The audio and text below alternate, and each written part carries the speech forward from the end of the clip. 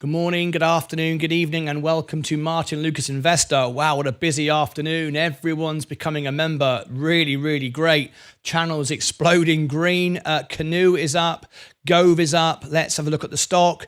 We've got the earnings just a few minutes away. So let me just make sure my Face ID works. There we go. Let's try that again. And we'll type it in GOEV. The earnings, the official earnings is about to begin. It'll refresh very shortly. And welcome. Andrew Miyamoto, you're one of my members. Welcome to you. 98% of our live viewers are members, higher than any other channel on YouTube TV. I'm extremely proud of that. It's absolutely incredible. We love it. Oh, there's another one. Trey has become a member.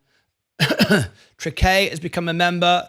Excellent stuff. Thank you ever so much, Trey. Welcome to you. Once you come in the main chat, I'll give you all your perks and benefits. All right, so the overall markets are down today. I'm down because I'm only in the S&P, remember. I'm not here to pump and dump stocks. I'm just here to give the facts, the information, build a community, and that's it. Welcome to the family, Trey. Absolutely. He's been watching for a while now, and he's just become a member. Very, very good news indeed. All right, I'm here to help you now. Trey, when do you come in? Oh, there he is. Now, Trey, you are entitled to many, many perks and benefits. You can you can poll the audience. I will reply to all your comments on YouTube. You can have an earnings report. If you can book an earnings report with a super chat. You can ask me to go live before and after hours to do an earnings for you. If we have two, we'll go double. If we can, we'll have the double show. We'll have Sensei on the extra channel. You can have a birthday celebration in the show on your birthday. The day before, the day of, or the day after, we can celebrate your birthday live here in the music channel. On Friday night, you can have a special request in the music show. You can get a request, so don't miss out on that. Many, many perks and benefits now that you can get as a member. Just checking the lights. It just seems a bit different in the show today for some reason. Don't know why. So anyway, lots of benefits, lots of perks you can get. Now, you can also get all Ed Nevish's training for free of charge. It's proper paid training that you get for free. Don't miss out on that. You won't want to miss out on that. That's in the Discord channel. You can access that now. You can also... you can call in, you can be live on the show. There are many, many perks that you get now as a member, as well as the reviews and many other things. So once your badge becomes 2 years old, you'll go from light green to 1 month to 2 months to 3 months to 6 months, then a big 1, 2, 3, and then 4, you get a trophy. After 2 years, you'll be in the membership exclusive Founders Club. There are many, many perks extra, discounts in the shop. The list goes on and on. You can also have one-on-one training if you go to the gold. You might want to go gold for a month or back down again. Many, many things like that you can do. You can now sponsor the show. You can do a giveaway. You can promote a business. The list goes on and on and on and on. All right, too many things to mention, which is why we have this very special video that you need to watch when you get 20 minutes. Here is the link. This will tell you how to get on the Discord, all your perks, all your benefits. There it is for you in the chat. All right? Okay, great stuff. I'm glad you've got that now, and welcome to the family. Would everyone please welcome Trey in? I'm sure everybody will give you a great welcome. You are part of the family now. We are live up to 10 hours a day. We're here to help people, support people. You have a family, a place you can always go, 12 hours a day where people will listen. You have a voice. You can say what you feel, and people will support you. Okay, that's what this channel is all about. Okay, now then, I've just got to go over to my Rumble account, make sure we're running there. Yes, we are. Looks like we're running there now. Welcome to all of you. Okay, the earnings starts in 22 minutes. Okay, we're waiting for the show to update so we can pick up the audio. We've got it here. In 15 minutes before, it will actually upgrade. But it's always 15 minutes before the call. It'll go live. And we're just listening into it now. Okay. Welcome, welcome. Now, thanks for everyone who's joining the extra channel now, who's been there behind the scenes with us all day, 12 hours today. This is our new 12-hour stream. It runs behind the scenes, and you've got all these extra things going on. Look, you can we sort of take you around the back of the studio. That's how it works. We can zoom in at certain events. Look, if we want to do certain things, it's all pretty good, right? There you go. And it's getting better every day. We're adding more and more facilities, services to support all of you, to provide you a place to go, and so on and so forth. Anyway, here is Canoe. We're going to be covering the earnings in a few minutes. Okay, I'll check that out. Yes, did you get the video? Did you just copy it somewhere? This is what tells you how you can get on the Discord, how you get all the perks and benefits. If you don't follow that, you won't know what to do. All right? Okay. I'm just checking links for YouTube. Nothing coming in. You'll be one of our researchers now. You can send information in via Discord. Breakfast bar. I've got an announcement here from one of our members. Breakfast bar, please. Oh my God. Look. I'm flipping heck. Look at this. Oh my God.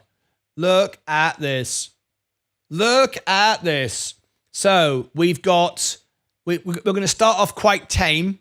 We've got, there's my flask. There's the Martyn Lucas flask. All right. Hey, you like that? What else have we got? Move on down. There's Mike. You're the best trophy. Look at that. Oh yes, that's the best trophy. It gets better. It gets better. Why doesn't Love Honey in their tea coffee? Hope everyone's enjoying that. Who doesn't love honey in their tea or coffee? Look at that. Look at that. How posh is this? This is Seth Houston. He's got his mug there. But look, it gets better.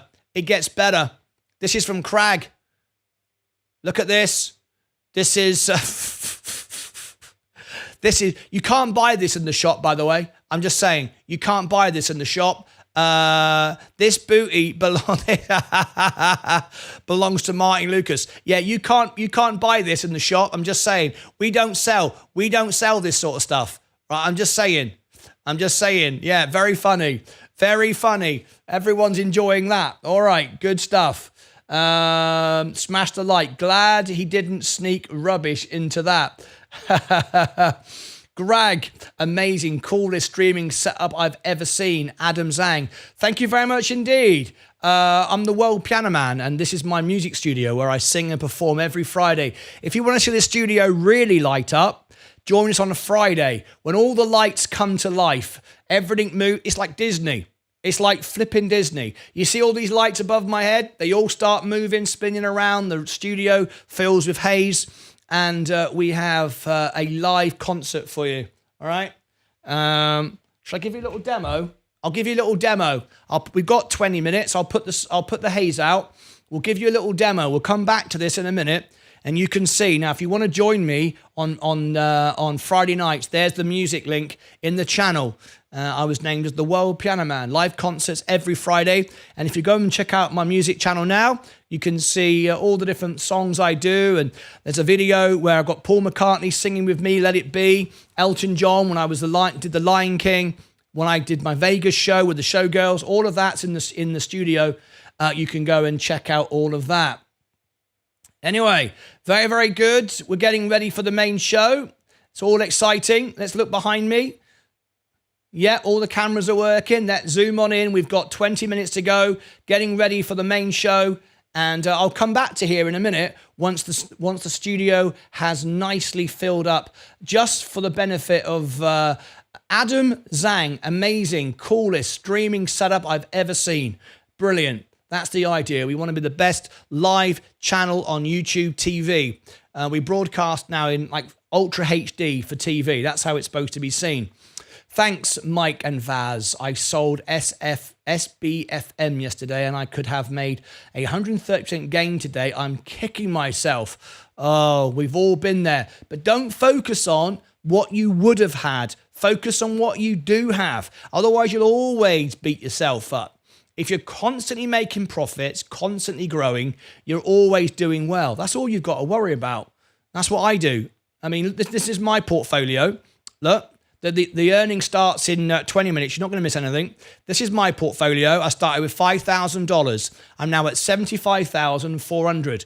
I'm always making profit, not concerned what I didn't get. I'm always concerned on how to grow and how to develop and build from here. That's all I care about. Doesn't matter what you could have had. It's not important. All right. It's like Jim Bowen. This is what you could have won. You could have won a speedboat. Why anybody would want a speedboat who lives in the middle of London, I don't know. But anyway, there you go. That was bullseye. Remember that? Okay, I'll tune in for sure. Adam Zhang, where are you? Where'd you come from?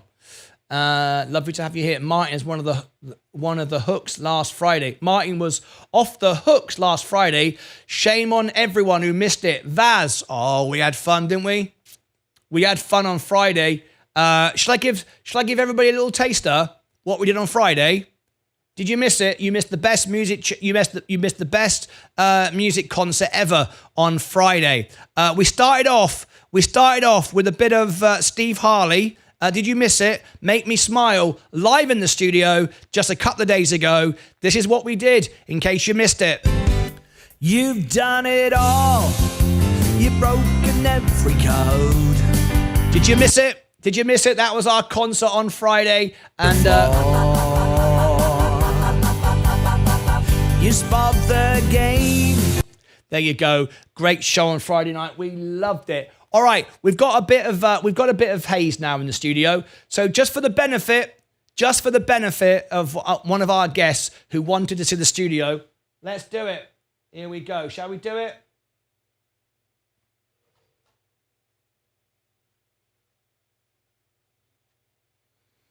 There you go. This is how the studio starts to come to life.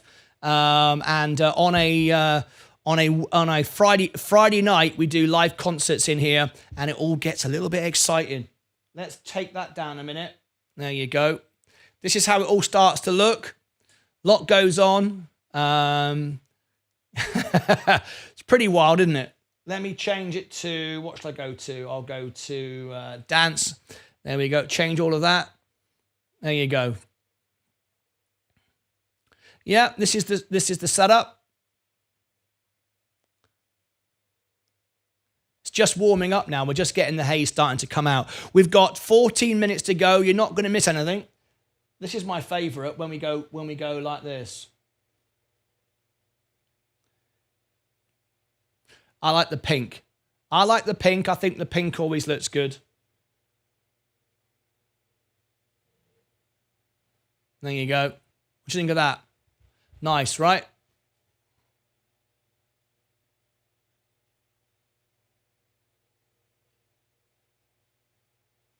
Anyway, there you go. Just a little taster.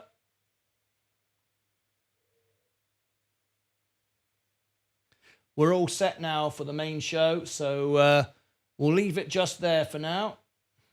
Okay. Ta-da! All right. Let's carry on. How was this song doing? Should I want a bit more?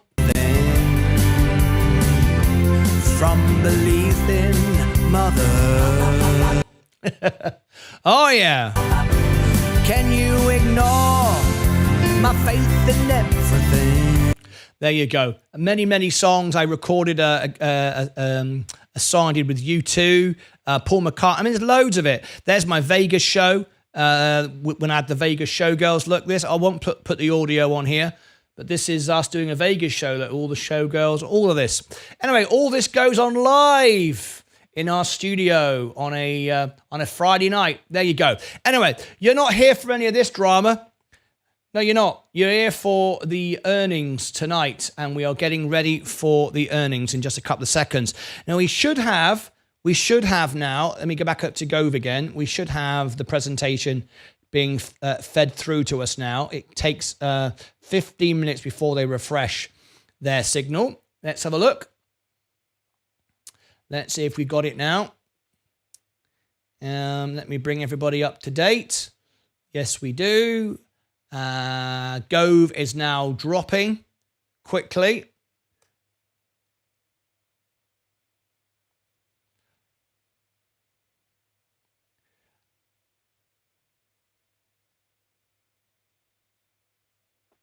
That's unusual. Now, this is where the event is taking place here on this presentation board here. And normally it's available 15 minutes before the event, but we've not got it up yet. This is unusual. I will tell you, this is very, very unusual. So that is very, very unusual. Let me do a couple of checks to make sure there's no issues here. But it looks like to me they're going to run late. It might not be the case. Oh, the stock is dropping and you can see it's falling down now. Yeah, they've not refreshed it. That's a bit strange. They don't normally do that. Let me come back to here and we'll keep our eye on the stock. That's why I said don't chase it. You know, when it went up, before anyone got the information, everybody was buying it. And I said, don't do that. And look, exactly. The news wasn't even out and everyone was getting carried away buying the stock. And lo and behold, what we've seen now is the stock is selling off. That's no surprise. But there you go. That's what people do. Let me just double check a couple of things.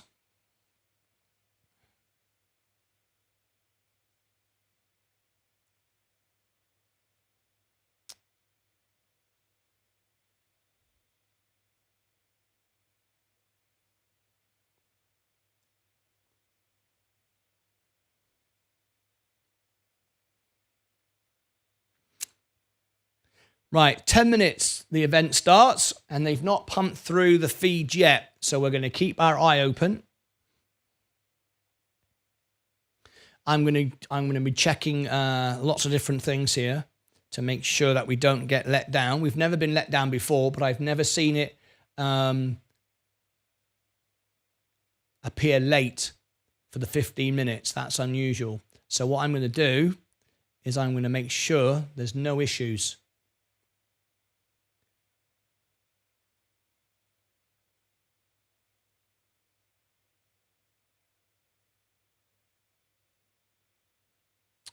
May 15th.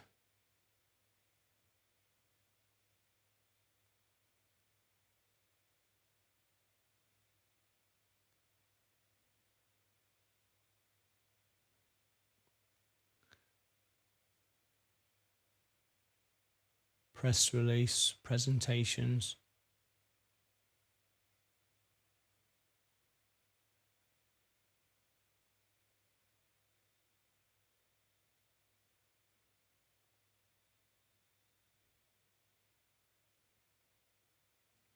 Yeah, it's the right time.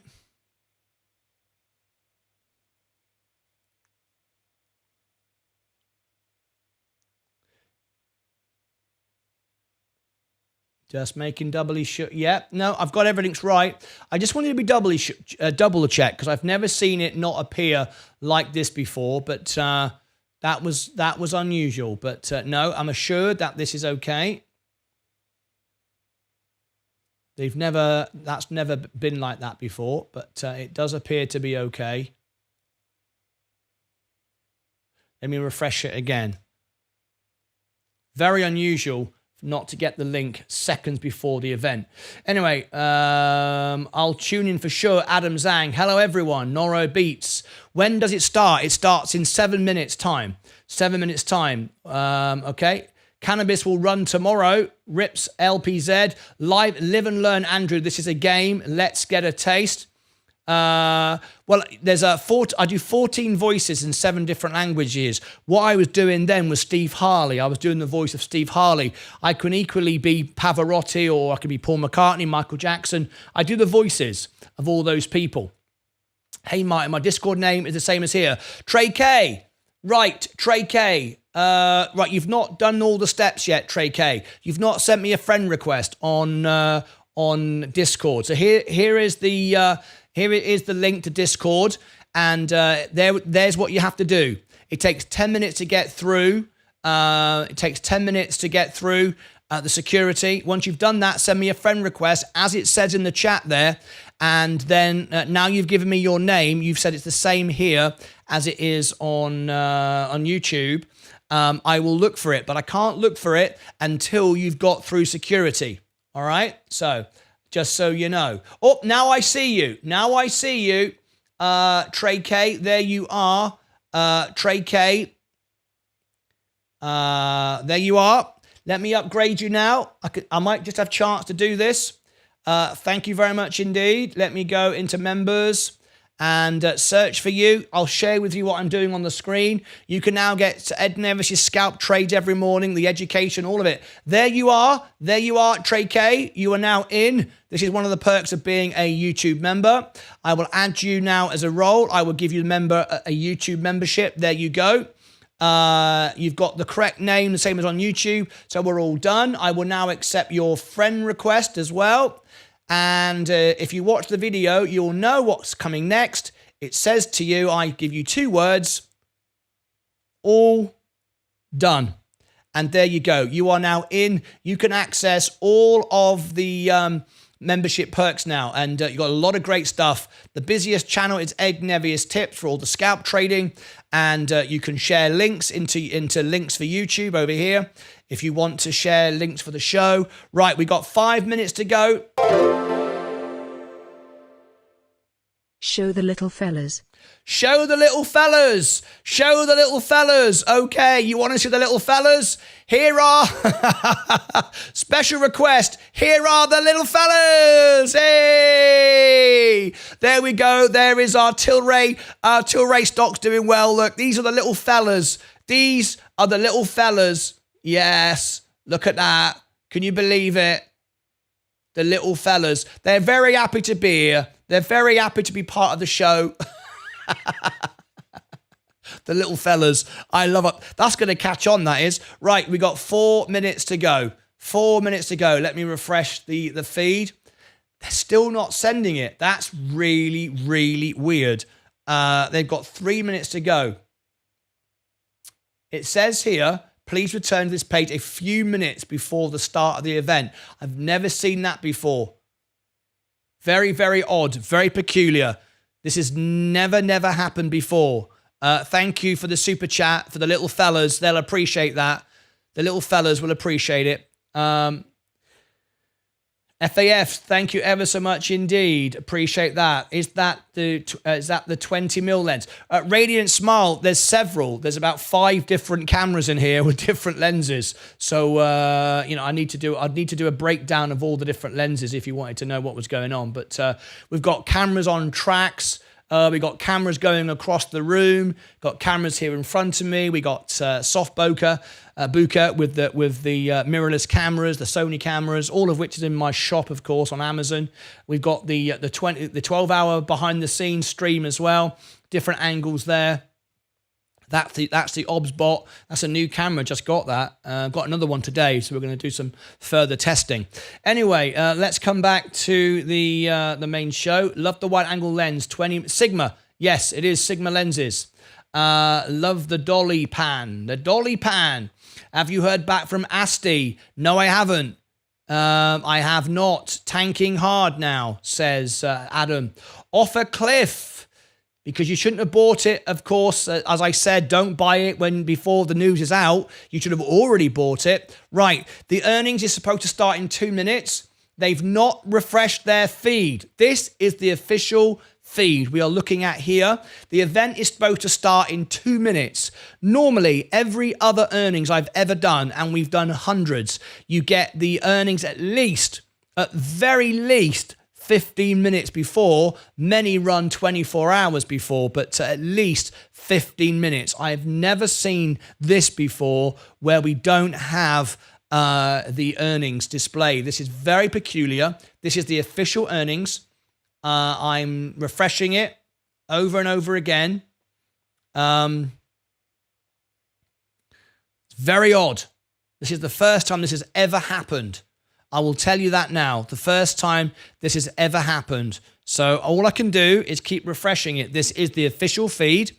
And I've done this hundreds of times. And this is normally live by now, and which is great because you get the chance to, test the feeds and all the rest of it. But there's nothing. Very, very peculiar. It's 1 minute to go. Now, typically, guys, I want to warn you that earnings calls go 2 minutes late. No one's ever gone on time apart from, I think it was Palantir who went within here we go. Now I've got some information coming up. Okay, put my name in. Yes, submit. There we go. Now we're up and running. Excellent stuff. I was just a little bit concerned that they hadn't shown it, but there you go. Right, now we can bring in the audio. There we go. I can mute it. There we go. There's the audio. We're all good to go. Ladies and gentlemen, welcome to the Canoe earnings.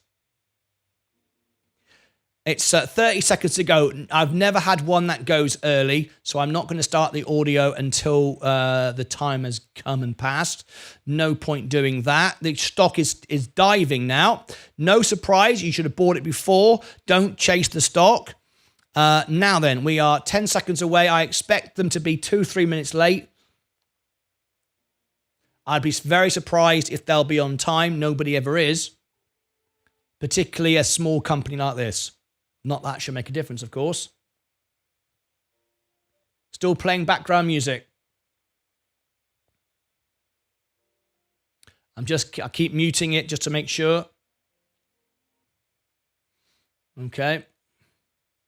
It ain't looking good, Ruben Zonlight. We're listening in. We'll keep checking in. Right, it's now 4 o'clock. Anytime now. Normally these things happen 1 or 2 minutes late. If you just tuned in, click subscribe and ring the bell and hit the like button. We've got more reviews coming out tonight. 2 stocks I've just analyzed. They come out tonight. Welcome. And we've got a poll running as well. Here is the poll. If you've not taken part in the poll, I'll give you the link. It's one of our most popular polls ever done. In the first hour, we have, there it is. There's the X poll. In the first hour, we have 120, incredible, 120 votes. Is it a buy, a sell, or a hold for you? Please go and vote on the poll. Buy, 60.8%. Okay. Still playing audio. So go and vote on this. It's our biggest ever poll. We've never had a poll over 120 votes in the first hour. That's our biggest poll ever. A lot of people interested here in GOEV. 120 votes. Go and vote. This is a live poll. I've given you the link in the chat. Go and vote. Have your say. Here we go. Showtime. It's now my pleasure to turn the call over to John Wolf, Head of Investor Relations. Please go ahead, John. Thank you, Kevin, and thank you everyone for joining us on our Q4 and full year 2023 earnings call. During the call, Tony will update you on our business and strategy. Greg Etheridge will provide an update on our financing activities, and Ramesh will go over the Q4 and full year 23 financial results and also provide some perspective on our outlook for 2024. Please be advised that we may be making forward-looking statements based on current expectations. These are subject to significant risks and uncertainties, and our actual results may differ materially. For a discussion of factors that could affect our future financial results and business, please refer to the disclosure in today's earnings release and on our most recent Form 10-Q and 10-K and other reports that we may file with the SEC, including Form 8-Ks. All of our statements are made as of today and are based on information currently available to us. Except as required by law, we assume no obligation to update any such statements. During this call, we'll discuss non-GAAP financial measures. You can find the reconciliation of these non-GAAP financial measures to GAAP financial measures in today's earnings release, which can be found on the IR section of our website. With that, I'll hand it over to Tony. Thanks, John.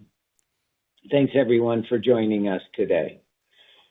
You've all seen the recent news from us and others, which has highlighted the big opportunities and the big problems, the perils of hurrying to market before being ready.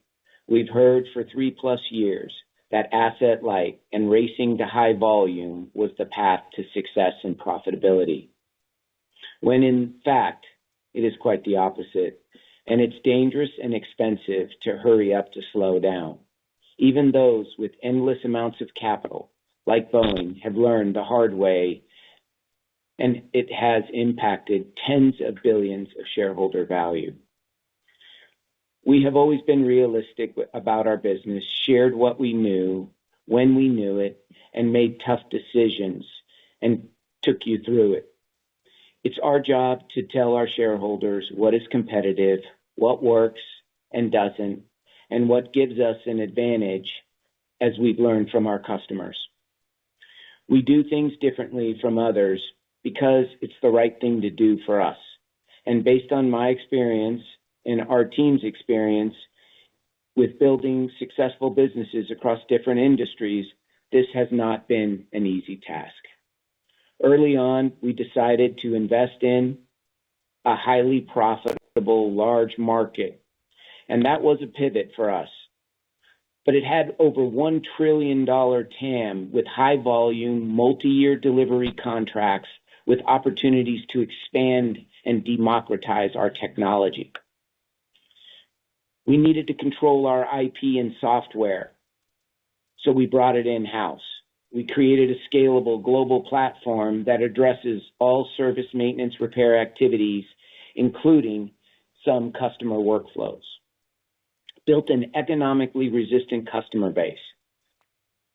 We didn't go after consumers. We went after customers with large orders, high-grade bankable credit, discerning fleet, industrial, and government customers that could help us refine our product under stress and fatigue.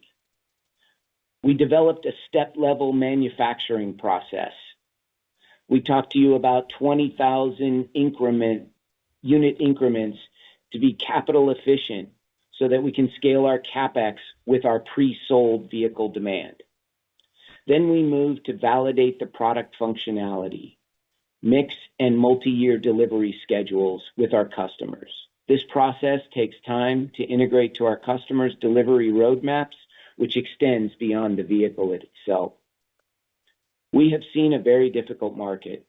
We have adapted our disciplined capital deployment approach by raising only the amounts of capital we need for each milestone, and we will continue to do so.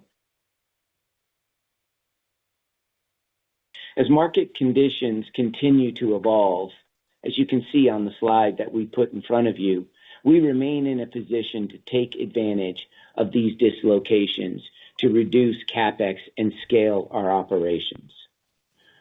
20 cents on the dollar to purchase new or near new assets. This was unthinkable just 12 months ago by many analysts and investors who were worried that securing these items would have long lead times. We didn't disagree with you. We just focused on being the second new owner of that equipment. This resulted in a 35% to date or $48 million reduction in capital spending compared to our initial 2023 Capex guidance of $140 million, which is directly attributable to unrealized shareholder value. We believe that our disciplined approach, and in light of recent dislocations, makes our stock an attractive investment opportunity in a very important and unstoppable sector. Achieving the foreign trade zone designation took a lot of work by many people on the team. For our Oklahoma City facility, it is an important building block in our strategy, and the value of this will become more apparent to you in the coming quarters. But let me give you a few highlights. It will generate additional working capital benefits, including moving these newly acquired assets into our facility. Enhances our geographic expansion opportunities while reducing our cost of delivering our Made in America vehicles at globally competitive prices. Up to $70 million in permanent working capital reduction. Incremental opportunities by vertically integrating more critical components with our key suppliers. Recently, we announced the USPS purchase of our right-hand drive LDV 190 vehicles. The USPS, being one of the largest fleets, is driving the transition to electrification powered by one of the largest veteran workforces in the country. We are proud to be working with them to provide our right-hand drive steer-by-wire technology. Look out for the first vehicles delivering your mail starting this May. We will showcase our right-hand drive vehicles at several UK commercial vehicle fleet events in the coming weeks.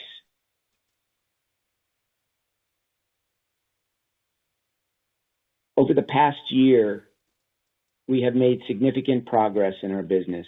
We've completed our product, advanced our manufacturing scale, and delivered vehicles to customers. 22 vehicles completed in 2023, of which 17 were completed in Q4.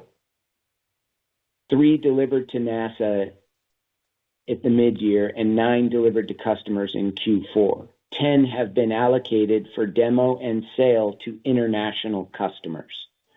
Our OKC assembly plant, in less than 1 year, is on schedule to achieve our targeted step-level manufacturing of 20K run rate readiness.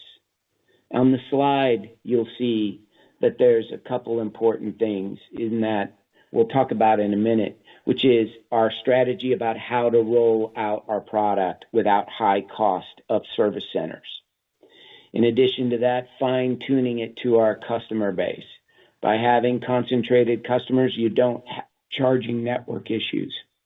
In addition to that, the way we've done it, we can have fast action teams available within 4 to 8 hours for a customer's needs. These are very important building blocks in building a sustainable business. We will now shift our focus to harmonizing and optimizing our supply chain to support step-level manufacturing. What has been lost on many is that you have to have 4 key elements in place before you scale. You got to be disciplined not to hurry up to go slow. You must have your product, your platform, and your economics right.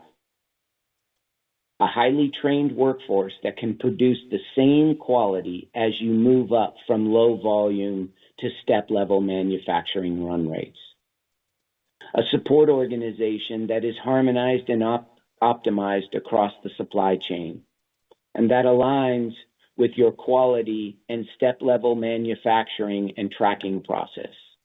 And a support workforce that is focused on the quality of the product delivery, safety, continuous training, customer journey, and after sales. These cannot be afterthoughts. They come across quickly, and I know this because I come out of after sales.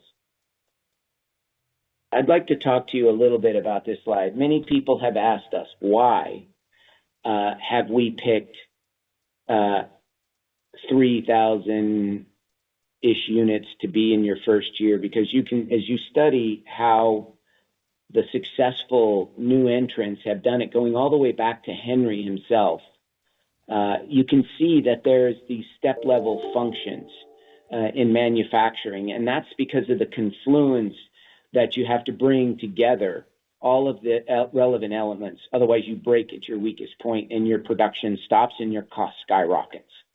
We've been very... Just going to pause it there slightly. We do want to get this message out to more people. There's a good audience watching this, but you've not liked the video. If everyone taps the like button, if we get over 100 likes, it will share. YouTube will suggest this video to more people. Remember, I'm not in the stock. I only own the S&P. I'm not here to pump and dump stock, but I do want to get the word out for the investors and my viewers. So please tap the like button. Over 100, YouTube will start to share. Now back to the live earnings. Please do that. It's very important. we are very cautious to make sure we do not get in the situation of others. This next slide is a very telling slide as well, in that, a lot of everybody thought that if you can produce more volume, your economics get better. And that's really actually not the case. It actually starts with your embedded logic in your run rate and the Capex. If you're too Capex heavy, as you can see in this example, you're way ahead of your ability to produce. You will ultimately slow down based on your weakest link. And that will cause your cost to skyrocket, as we can see here. But if you study the successful examples like Tesla, and while it was chaotic and difficult, their phase was purely positive violence. As you can see, as they moved from 3,000 units and stepped up to a 20,000 unit run rate, they had their economics right. They were harmonizing their supply chain, which, as they went through, and as Elon has said, manufacturing hell. We understand it. It's hot down here. But one thing we didn't do is we didn't deceive you with a big factory with 150,000 unit annual capacity. We just didn't go to the luxury markets. We stayed lean. We focused on areas where customer bases would be solid and where the economics would work, and that you could work through all of the 4 key elements and grow your business and grow into a profitable one, and learn how to scale it in those increments. This slide is a slide we wish we could have showed you a year ago, but I don't think you would have believed us because everybody was focused on more volume. As you can see, it doesn't help. You've got to first get it right. Now that you have a better understanding of our strategy, the first 3 quarters of this year will be about the things I mentioned above, including and very focused on harmonizing the supply chain and fine-tuning our product mix to our customers' workflows. We're collecting data from our vehicles constantly in collaboration with our customers. With over 20,000 customer miles driven over the last few quarters, same-day fast action teams across any point of our disciplined rollout map across the 7 states, as we disclosed earlier, we have had very few deployments. We've had many opportunities to do upgrades over the air and test our system, and that has prevailed well. I'm going to now turn it over to Greg for some financial metrics. Thanks, Tony. Our team is focused every day on executing what Tony's talked about in his materials and supporting him build the right foundation for a successful company. I'm also focused on telling this story to the market. We've been very quiet for a lot of reasons in the repositioning, the refounding of the company, but I'm perfectly positioned to tell the evolution of the story since 2020. We needed the smoke to clear first, and now that's happened. The amount of hard work that's gone into this refounding has not been properly explained. We are an IP-sensitive company, so we tend to underspeak, particularly when we're in the process of a transition. But now we're out, and it's my job to make sure the market and our investors understand the progress and understand Tony's vision. We have been very active since the last earnings call, and we've just scratched the surface. But let's be very clear. We will only raise the capital that we need. We have and will continue to raise capital based on milestones and progress.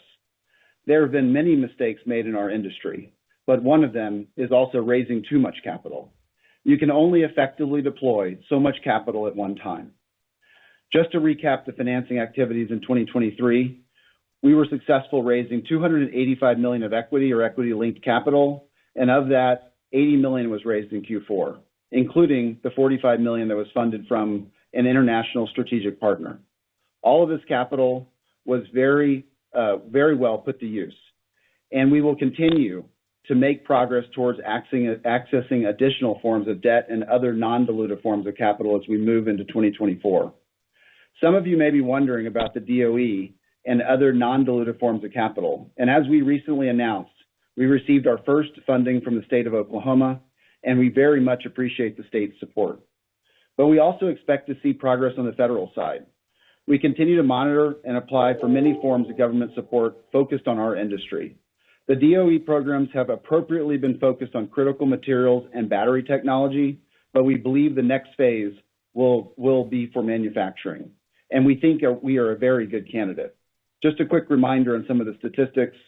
The DOE ATVM has been funded with about $40 billion. $19 billion has been conditionally approved across 11 different companies. Almost 95% of that has been focused on battery technology or materials, but only $2.5 billion was actually funded. So we have not missed this opportunity. It just hasn't come to us yet. And we're very excited to continue to follow the roadmap to be able to access this funding. Now I'm going to pass this over to Ramesh to cover the financials and our guidance. Thank you, Greg. Now let me walk you through the results for the fourth quarter and for the fiscal year 2023. This was a year of calibration. We are very proud of our financial discipline this past year, which was driven by our operational focus to achieve our desired milestones. Key accomplishments include a 53% reduction in our research and development expenses year over year, 30% savings from workforce transition from California to Oklahoma, as well as from engineering to other key areas of need, and a 50% reduction in legal expenses, primarily resulting from the SEC resolution, and 60% reduction from other professional services. After having achieved our lowest quarterly operating expenses in Q3 of 2023, since we've been a public company, we have turned the corner and began our gradual and cautious phased ramp manufacturing. Our revenues in the fourth quarter and fiscal year 2023 were $0.4 million and $0.9 million respectively. Revenues were generated from our deliveries to NASA, as well as from our commercial deliveries in Q4 of 2023. Revenues in fiscal year 2023 also include amounts generated from the completion of certain engineering milestones and the delivery of certain battery modules to the Department of Defense's Defense Innovation Unit. We are at the beginning of our phased ramp manufacturing approach in delivering commercial vehicles here. We expect to ramp volumes over the rest of 2024 at a measured pace to match with the delivery schedules that are being agreed to with our customers. We incurred $1.5 million in cost of revenue during the 3 months ended December 31st, 2023. Our cost of revenues primarily include vehicle components and parts, labor cost, and amortized tooling and capitalized costs involved in producing an assembly of our parts and components. Moving to the income statement. Our fourth quarter 2023. I'm going to pause it there because I'm being asked, what do I think of this? This doesn't sound very good. I've done hundreds of these earnings live like this. The way they started out, it doesn't look good. What it is more telling, though, is insiders have been selling at vast amounts recently. We've reported on that this morning. This doesn't sound great. That's all I'm going to say at this point. Let's carry on. $2.2 million for 2022, a 53% reduction from prior year. SG&A expense was $28.1 million for the quarter, compared to $36.4 million in the prior year period, a 23% reduction from Q4 of 22.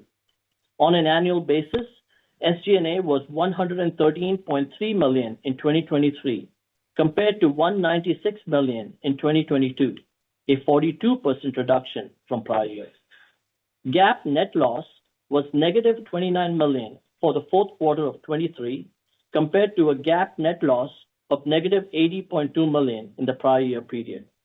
GAAP net loss was negative $302.6 million for 2023, compared to negative $487.7 million in 2022, a reduction of 38% from 2022. Adjusted EBIT. I'll pause it again there. We're not missing anything. I'll pause it again. If you do look at the month leading to the earnings, we had a massive rally. This is typical of this type of stock. this type of budget and everything that surrounds it. And it was a typical trading stock. Everyone pumped it, and now everyone is dumping it.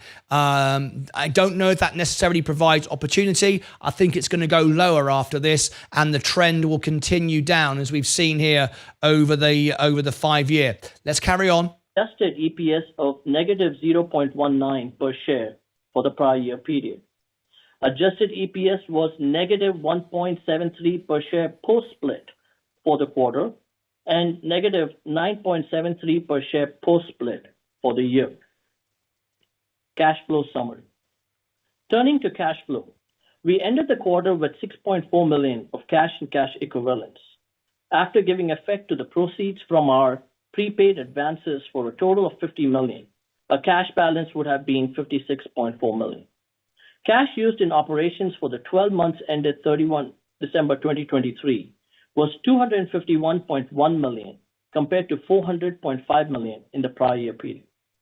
Our capital expenditures were $67.1 million for the 12 months ended December 31st, 2023, compared to $97.3 million for the 12 months ended December 31st, 2022. Net cash provided by financing activities for the 12 months ended December 31st, 2023 was $288.5 million, compared to net cash provided for the prior year for a total amount of $290.4 million. Our monthly cash outflow in Q4 of 23 was approximately 35% lower than our average cash flow per month in 2022. We continue to optimize cash as we move into 2024. Tap the like button. It will share it out Moving to more to people. guidance. We need Our guidance 100 for 2024 is as follows. for YouTube to share it Annual out. revenues between $50 million to $100 million and a cash outflow of between $45 million to $75 million per quarter. Our relentless focus and discipline of expense management, including labor arbitrage and transition of our workforce to Oklahoma, amongst other factors, allow us to improve our negative adjusted EBITDA guidance. From a Capex perspective, our phased ramp manufacturing approach allows us to fully utilize our low volume tools prior to switching over to high volume tools and pace our asset expansion to align with our production, thereby avoiding a high amortization over initial units produced. These reasons, combined with seeking opportunities to acquire distressed assets, which are new or like new, allow us to optimize investments in Capex for this upcoming You're not year. impressed by the slides As then? we continue to seek opportunities to acquire distressed assets, we will provide our Capex guidance in the future quarters. Turning it back to Tony for closing remarks. Thanks, Ramesh. As you guys can see, it's a marathon, not a sprint. Some of you have been down this road a few times, as well as we have. We want to remind everyone that we've been very focused on highly profitable large markets, controlling our IP, not being dependent on China or others, developing economically resistant customer bases who are committed to the EV rollout, stepped manufacturing approach, coordinating our manufacturing in alignment with our supply chains, and validating our product with our customers and their workflows. And we have to stay disciplined on raising capital. It's not, as I've always said, about how much capital you have. It's how effectively you can deploy it. And you can only deploy it in certain increments. And in this particular case, we've been very effective at being able to take the market opportunities and reduce the spend that we would otherwise have done. We spent hundreds of millions less than others. And we couldn't have done this without the support of our customers, our supply chain partners, and all our associates that have worked hard. Because this is a very lean phase in a company's life. And everybody has to give more than 100%. And I can tell you that I'm very proud of this team and what they've done and what they continue to do. In the coming quarters, our story will become even more clear. And we have an earnings call coming up in May, and so we look forward to closing the gap. Again, I want to thank everyone who believes in us, and always know that we've put our own money in. We stand in front of you, and we will continue to do so. We believe in what we're doing, and we know it takes time to prove it. And that's what we have to do. And that's what we will do. Operator, Kevin, thanks. Can you open the line up for questions? Certainly. We'll now be conducting a question and answer session. Okay, everyone tap the like button. At the end of this, we're having a phone in. If you want to call in live to the show, you can be on the show live. Call in, video camera, and share your thoughts. Be part of it. We also have a poll running here on my X account. Please vote. Our first question today is coming from Craig Irwin from Roth. Here's our poll right now. Good evening, and thanks for taking my questions. So, Tony, I guess investors are probably going to be most excited or really excited about the post office results after testing starts later on this year. But Walmart, I think, has had some vehicles from you guys over a year now, right? And they've been using those for deliveries in the Dallas area. Can you maybe just, give us a little color on what you guys are learning, what the experience is, how this vehicle and the format of the vehicle is a fit for the services Walmart is using them to provide, and how this is maybe informing your customer and production strategy? Yeah, as Craig. So as being a workflow partner with your customers, we don't just sell vehicles. We integrate to workflows. And, Walmart has been, and we respect that completely. It's very proprietary about how they're doing things and how they're addressing their last mile delivery and what they need, configuration, and so on. But to your point, it hasn't been just a year of testing. It's been over a year of testing, and it's been tested in extreme weather conditions. And we've learned a tremendous amount, and it's really helped us fine-tune how their rollout schedule will work, as well as others. So we really try to take that step so we don't get surprised, and then, they slow down on receiving vehicles and so on. So, we learned a lot from them, but we also learned a lot from the U.S. Army. NASA taught us a lot as well. We tried to go after customers, which I think is the point that you're making, is customers that will teach us exactly what we need to do so we have as little of backtracking as possible as we start the rollout schedule. And then we can start rolling out and roll out consistently and effectively. Understood. Then probably the biggest change in the story in the last couple months is your new strategy of acquiring equipment that other people have spent a lot of money to buy, to bring down the necessary Capex at Canoe. Can you maybe frame out for us the breadth of opportunities that you're looking at?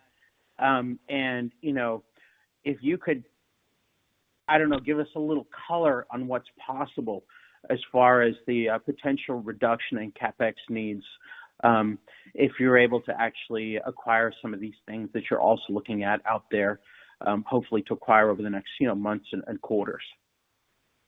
Yeah. So, Craig, we have this has been a key part of our strategy, and it was a risk in the beginning when we realized contract manufacturing economics don't work, and you don't have enough control, and you end up with very little unique IP. As you remember, we pivoted and we went into say we got to do it ourselves. We brought the things in house. We increased our amount of I think our patents went from 17 to 200, close to 250 now. And we focused on, bulletproofing the platform and getting those kinds of items right. But at that time, we knew that the product was fine-tuning. Who wants to see so locking and the little fellas pouring the foundation, cheer ourselves up a little bit, was not smart. We'll have a vote so we knew in the poll. We weren't ready. We didn't want to risk our investors' capital. Me being an investor as well, it seemed to me like it's mathematics. Martyn, Living through the 01 bubble, really sorry the for 08, your TV time with Leah that this. not everybody Thumbs can down. make it in these Thumbs new down. technology curves. And You're so welcome. this time around, with a few more laps around the track, we chose to focus on the perceived competitors that would likely not make it that actually did make those leaps early. We tracked on them. We studied them as we studied the volume, the step level volumes in manufacturing and all the pieces you got to get right. And we continue to do that. We see more opportunities out there. You know, it's unfortunate that these things happen to them, but it's fortunate for our shareholders because we've had the discipline to wait. And we also had secondary strategies in the event that didn't come to fruition, but fortunately it has. Understood. Well, congratulations on the progress. I'll go and hop back in the queue. Thanks, Craig. Thank you. Next question is coming from Stephen Gengaro from Stifel. Your line is now live. Thanks. Good afternoon, everybody. I guess just sort of following up on the line of questioning and just maybe helping me understand this a little bit. So the way I thought about it was, I think you had 20,000 units of readiness in Oklahoma City, and these assets you're buying are incremental to that capacity. I just want to make sure, I understand that before I ask my question that goes along with that. So some of it was, you know, like if you remember back in, you know, how Tesla came up online, they had some manual and some automated processes that, you know, call it hybrid automation. And you want some of that because you want to be able to keep an eye on certain things that you're still trying to lock down to, you know, go into mass production. This is really kind of in certain areas that we were fixed, we have capacity above that 20,000. But in other areas, we had it at a manual rate. So this helped us kind of close those gaps. And now we actually have additional robotics to help us as we kind of look at some of the steps that we're going to be preparing to move towards automation versus having a hybrid of workforce activity. Like, for example, today, we are now using AI where it took 16 and a half man hours to inspect the welds on the frame, which holds on the MPP-1, which holds the modular battery packs. And as you know, these things have haunted many manufacturers.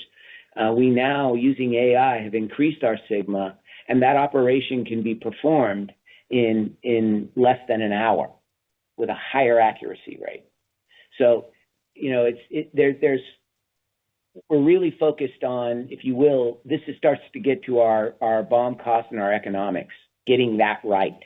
You go too fast. I'll explain how to call in at the end of the show. And then it becomes tough to it's move around. It's open to all members. You have to be a member. Were things that we knew that there were technology advantages or purchase advantages that we could do if we're successful at purchasing that equipment from others.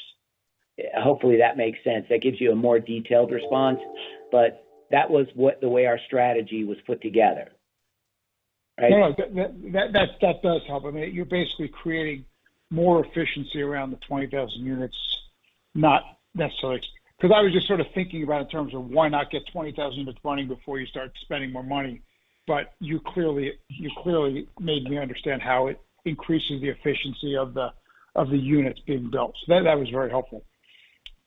Yeah, you can't imagine how much you actually caught that would otherwise be fixed cost. If you look at that slide that we gave an example of the other companies, it is very tough to make it up on volume when you get the foundation wrong. And that's why we minimize the number of parts, increase the amount of technology and our own IP. So yeah, you're right. This is the right way to do it, to get to the right economics and to be able to deliver a high quality product. Great. Thank you. And then the other question just kind of centered around some of the guidance parameters, but when we think about that cash outflow per quarter number that you provided and sort of the funding gap to sort of to meet those needs, I mean, how should we think about that? I mean, clearly you're going to need more capital. Yes, this is my main channel. How should we think about the types of capital and sort of the timing on kind of when you're gonna try to pull the trigger on these financings? Yeah. So look, I think, the market has been more difficult for sure than we had hoped for, but our strategy had the ability to ratchet it down. If you think about it, a lot of people punished us because we didn't put a lot of cash on the balance sheet. We're good stewards of people's money. And as you can see, some of these companies that went out with high volume facilities, they're burning cash. They're going to burn cash, and they're still going to be refining their product because it takes maturation and customer feedback. So I think, from our perspective, we've reduced ourselves down by, I think, 50% already to kind of align to the areas. But we're very focused on the workforce being aligned to the customer base, the sequence of the customer base, how to expand, where to automate, where not. And the good news is we're picking up savings as we start to migrate to manufacturing in Oklahoma because the cost of living is so significantly less there than in California, for example. We're able to pick up a very positive arbitrage. So, we got some good tailwind, but most of all, in young companies, the more capital you have, likely the more you'll waste.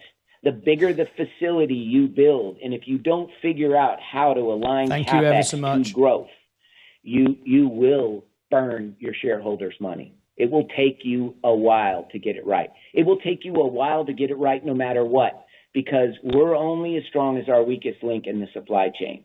We continue to work on that. That's a big focus for the next few quarters as we start to ramp ourselves up. But one thing I want to let you guys know, the 3,000 unit threshold goes back in history to the entrepreneurs that figured out how to bring it all together. Whether 1 year member. Henry's time, congratulations. Elon's time, these people are inspirations to us, and we studied what they did, the pain they felt through the journey. As I said earlier, Elon called it manufacturing hell. And what we've tried to do is learn from them, see what they did, see how they did the step level manufacturing, and at the same time, pay attention to those that had endless amounts of capital like Boeing. You can't push the quality curve. You can't move things faster than your workforce can perform the duties. You could have good quality at this level to poor quality at another level. We saw a Japanese manufacturer, when they globally expand, do that. We've done a lot of studying so that we can be really, at the end of the day, we will be a company that can produce margin at low volumes. And that gives us the ability to geographically replicate our model as well. Great. No, that's great color. I'll get back in the queue. Thank you. You bet. Thank you. Next question is coming from Dan Ives from Wedbush Securities. Your line is now live. Yeah, thanks. So when you give that revenue guidance, I mean, obviously that's a pretty big range, the 50 to 100 million. Can you just talk about the high end and the low end in terms of just the variables for the year?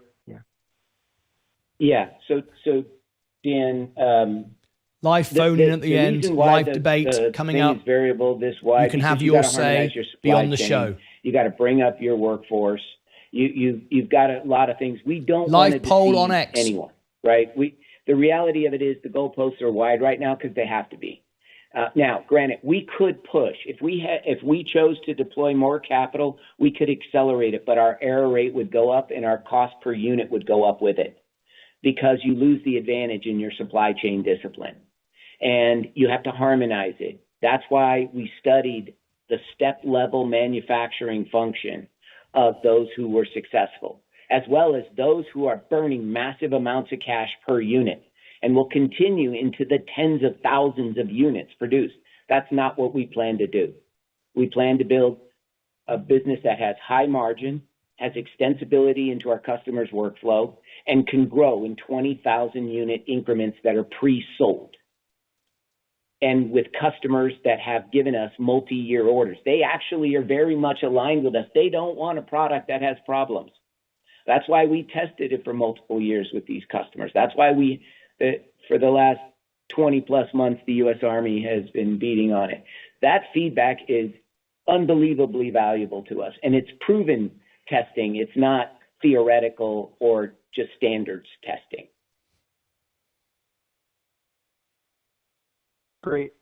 And then just on the capital side, like from a timing perspective, because your whole point is you're going to take it as you need, not just taking one stump, right? Like, I mean, that's sort of the point here is that like to really fund the operation.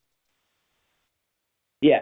I mean, look, right now we got to get all our suppliers harmonized, and we got to get our workforce completely trained. So we'll continue our schedule of building aligned with our customers, and they're in support of us doing it the way we're doing it. They've been on the other end of the curve when it doesn't work, and they don't want to be on that. And that's the power of having large fleet customers. They actually understand this, and so we'll build, we'll study, we'll deploy, and we will sprinkle our technologies into a few international markets that can help capitalize us, but that we have the ability to control our burn rate down as low as $15 million a month, up to probably $35 million a month. But after that, you just don't have the efficiency at this phase. So we're not going to deploy capital wildly, even as we arrange for capital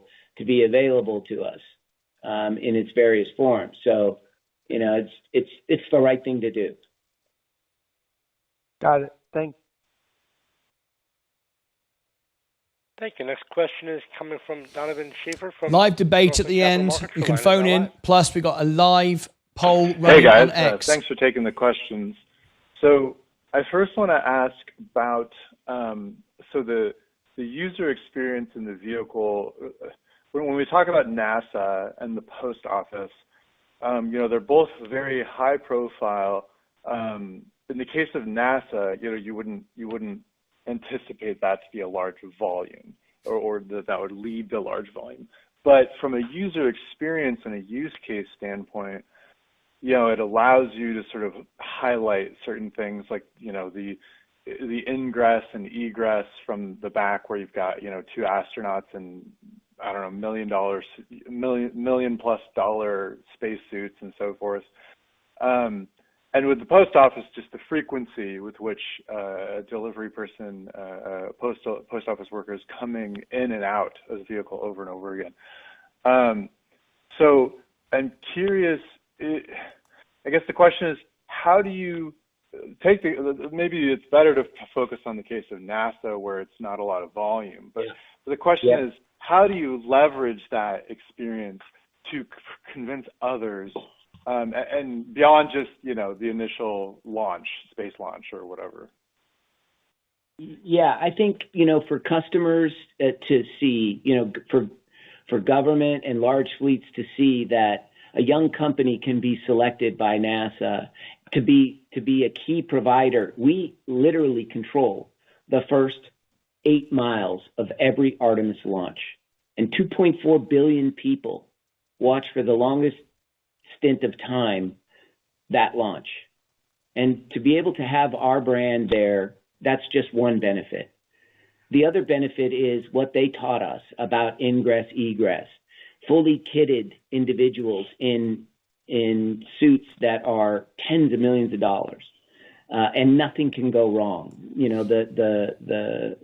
The stumble and snag elements that we learned, those are all very important workflows as we bring our platform up in size as well. And we learned a great deal from that, from the existing platform to even as we continue to expand, because our platform can continue to go. We went from 130 to 190, and our platform has the ability to extend again. So that information from NASA was really invaluable. We would have had many engineers on ingress, egress, which would actually ended up probably giving us something similar to what every other vehicle. If you've driven our vehicles, you see the ingress, egress is very different. And the way you can work around the vehicle is very different. The way you can enter the vehicle from the work element is different. So, these are things that we learned from them. From the Army, we learned some similar things, but in a rugged, so to speak, exponentially faster egress and ingress. What has to be in place? What do they need? What protection? those kinds of things. Those are all very similar behaviors. And then you get the Walmarts of the world that give you just incredible start and stop data, open and close data, the ability to have, liquid goods inside a vehicle that require certain, behaviors to protect their goods as an extension of their business. So, we pick things that would actually help us develop this product with using less money because we were solving a big problem for all of them.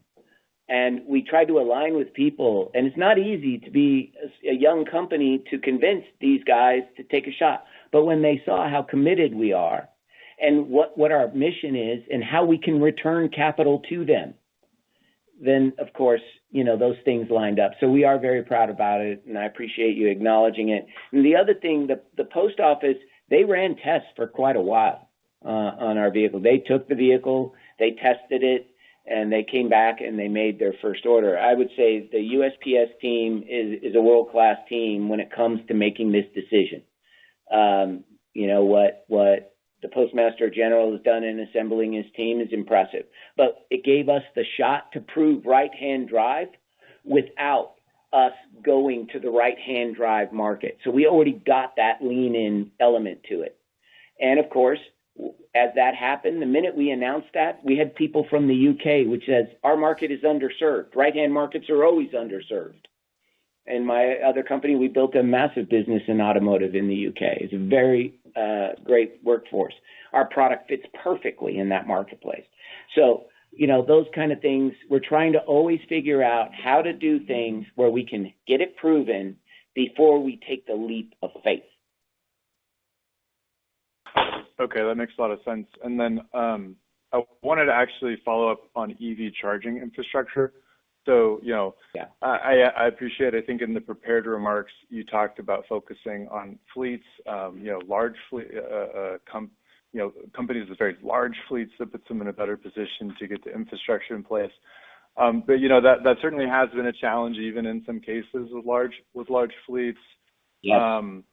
And so my question is, how do you, are you trying to, are you engaging with the customers in a way where you're trying to get them, you're pushing them to think far enough ahead of time for procurement, getting things in place, and maybe how it's written in contracts, do they have to take delivery if for their own reasons they don't get the charging infrastructure in place, or is that a condition where if the infrastructure is not there, then they don't have to take delivery?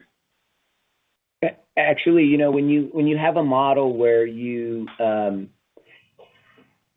sell to build, you actually have the luxury of doing a better service to your customers because you're not forcing it upon them. Your terms are actually more aligned to their interests, which creates greater partnerships.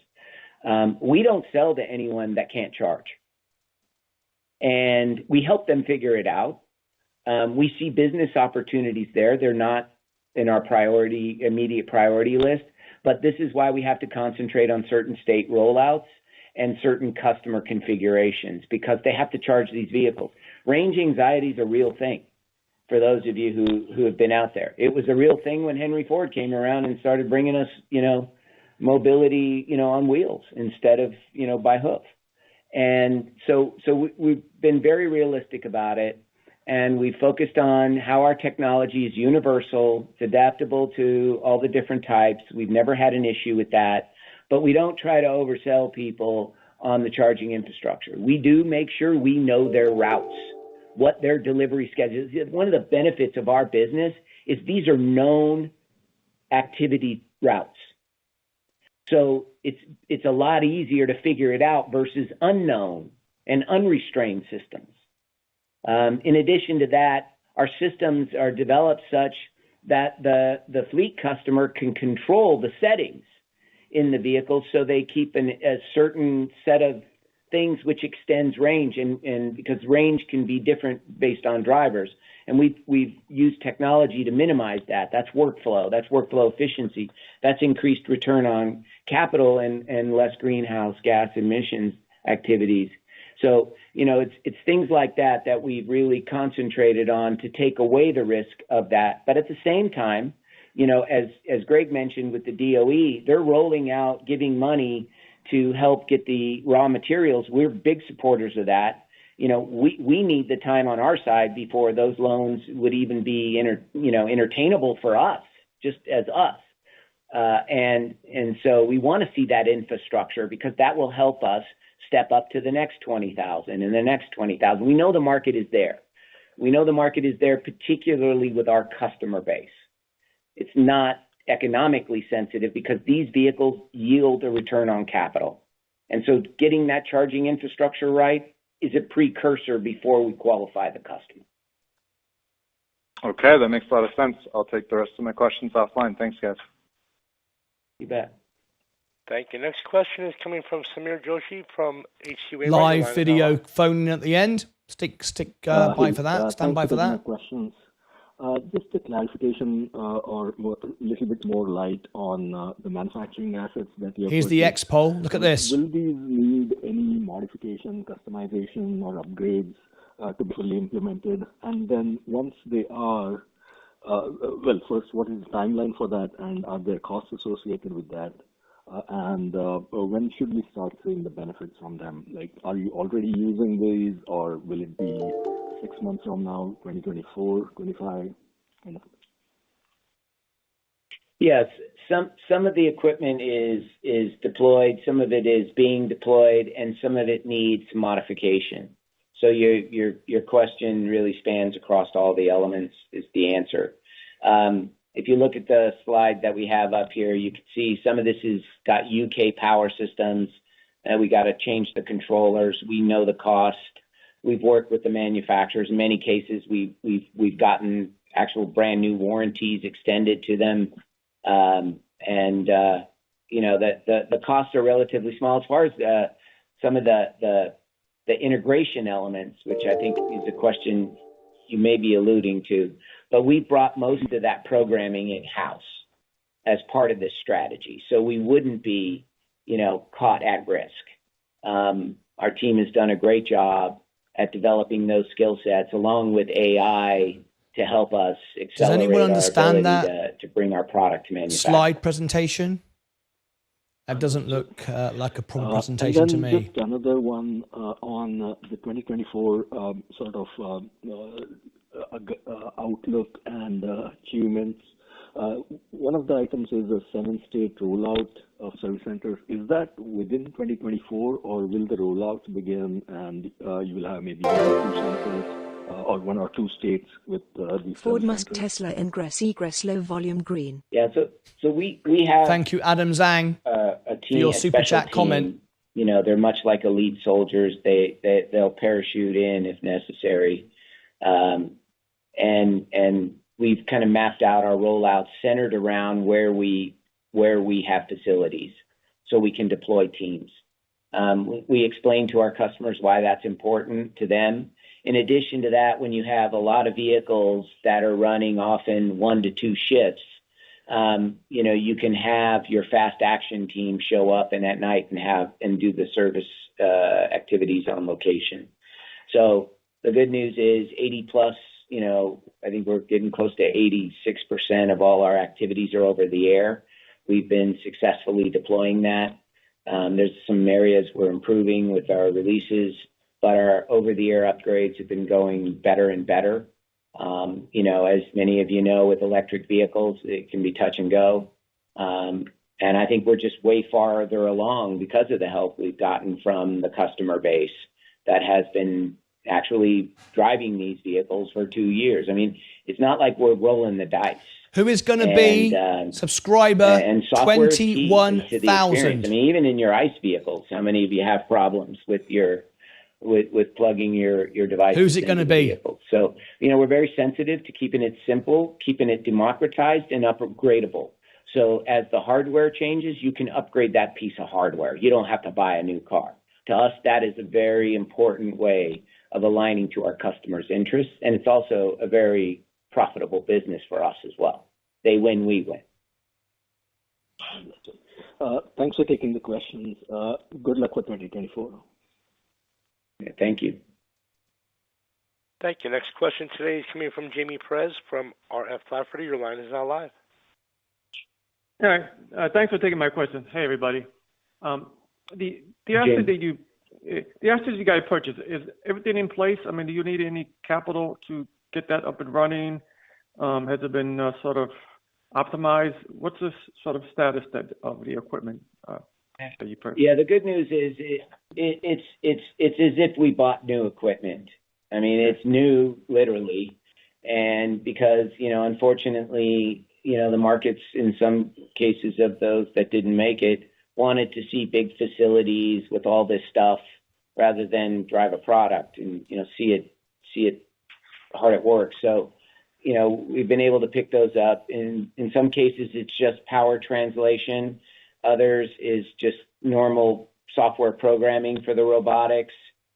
And we brought that in-house. But yeah, there's always some expense. I'd probably say, probably somewhere in the 5 to 7 cents on the dollar net cost for us.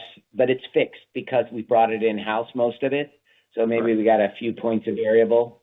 But no, we sized all that up. Our team went on site before we made the move. Often we were the first ones to actually ignite the process because we were like, hey, we've got the money. We'll give you the money. We'll buy the equipment and we'll buy it all. And here's what we'll buy. And we'll try to help them sell what we don't want. 34% down now. But this is direct shareholder value, Ouch. as you know, Jamie, right? So, all right. One more question. I know we talked about EV infrastructure. What about on a fleet management? Because I know, Tony, you come from the software side. Any development on that? Yeah. Well, look, I am excited to, similar to, the fact that we've always kept things a bit quiet until we got them pretty far in motion, as you can tell. I'm really excited about where we are as a TEM, as an OEM versus an OEM, how we look at things, and the benefit we bring to our customers. I will tell you, this is a very, very important area to me. And it's a very, very meaningful thing to our customers. So the answer to that is, and a lot of this will be proprietary, configurations for our customer base. And of course, that makes a greater relationship on a long-term basis and a residual, return on capital for us over time. Obviously, you're entering the software margins. By the way, the example we posted up about learning from, what amazing things Henry and Elon did. But when you look at ours is not including software revenue at this time because we're not exposing the market to that. Right. Morning review if it is possible. Thanks for taking my question. Captain Sir Boss Martin Mann. You bet. Ticker Sys, Case Incorporated. Thank you. Next question It's booked is coming in. from Pablo Macamo. You shall have it. Raymond James, your line is now live. And we'll rank for the number. We'll probably rank number one on YouTube within a week for that stock. As you guys look Good luck for kind of interesting distressed stuff to buy, are you looking for only physical equipment, or would you be open to buying an entire fab, at a particular site? Yeah. So look, with respect to where we have sovereign partners, as you know, we have aligned with a sovereign partner. That partner is helping us refine our supply chain. They have the ability to invest capital and tooling and help us, pay on a piece price. I mean, we're really working on some things that will continue to evolve out there. But what I will tell you is we're not diving deep into the water. We're being very, very cautious as to how we move from a physical site location. We're dead center of the United States right now. We have a free trade zone, which means we can export, we can import, we can do everything we need to do and do it dead center mass of the U.S. on I-40. So our cost to deliver is less. Our cost to receive is less. So, I would say it would have to be a deal where we got paid and it aligned with a strategic move, and it was aligned with somebody like a sovereign who was helping us expand, if that makes sense. Yeah, absolutely. And in fact, in that context, given that your recent acquisition was from a European-based company, are you open to establishing a production footprint across the Atlantic? I mean, next week or late this week, I'll be leaving for a couple continents of meetings that we've been engaged in with people for, in some cases, the last year and a half. As we lay this out, if you study me from my history in my last company, we grew our business to 96 countries very profitably. We figured out the model. We moved, linguistically, socially, and in alignment with our product scalability. So that was kind of my earlier point, where you got to get the 4 pillars right before you hit the volume curve. It's not impressive to have to pull all these things back. And so the answer is there is a plan. We're focused on that plan. And when those pieces are lined up and well underway is when you'll likely hear about it. Got it. Thanks very much. You bet. Thank you. Next question today is coming from Poe Fratt from Alliance Global Partners. Your line is now live. Yeah. Hi, Tony. Hi, Greg. I'll make it quick since the call's going on so long. Can you just help us understand the cash? Yeah, we wouldn't want to waste your time. Does that include Capex? It's only or everybody's Capex money. over and above that? No, it includes, as one of the earlier questions, asked about what the incremental purchases do for us. It helps us automate more. We developed a hybrid process, just like Henry and Elon did. I mean, we're following Smash the likes. great Let's ones. get to 110 likes. And Thumbs up. so our This number is is the best inclusive. YouTube channel. Congrats And then all on the Nikola trade. annual We are revenue, up if you just 100%. break out, even put it evenly. Congratulations, through the year. Sensei. Great the chart first as quarter always. would be 12.5 to 25 Always million. good. Are you within that range in the first quarter, or are we looking at more a second half ramp in annual revenue? I mean, at this phase, it's really about the run rate rather than the quarterly revenue. I would say, once we're in a different phase, we'd probably say, giving it to you, the information that way. What's really important is by the time we get to 3,000 units, we have to have the economics right. We got to have the supply chain aligned, the workforce trained. Otherwise, we can't go to 20,000 units without breaking. It's proven history. So live phone in at the end. Maybe Sensei could call in. We're focused on being able to execute a number that of and people then want move to call the in. next increment. As far as what we release every quarter, it depends on the workflow we're working on with the customer. And getting these economics right are critical, as you can see. Those that have built 25,000, 50,000 units, and you still got negative 100+% margin units. It's just what we're very focused on is getting those things right, and we'll step out the rollouts, and we'll do them in conjunction with our clients because that's the way they expect it to be done as well. And by the way, when we do our agreements with customers, we give them in year one, we only give them a certain level of accuracy because we want to allow our supply chain to mature. And they accept that because they know that's the truth of things.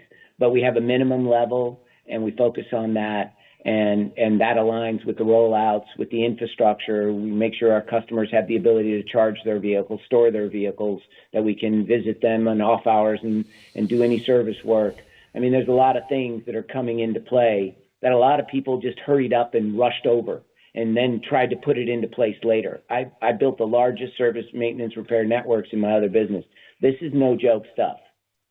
And you will lose a customer if you don't do this right.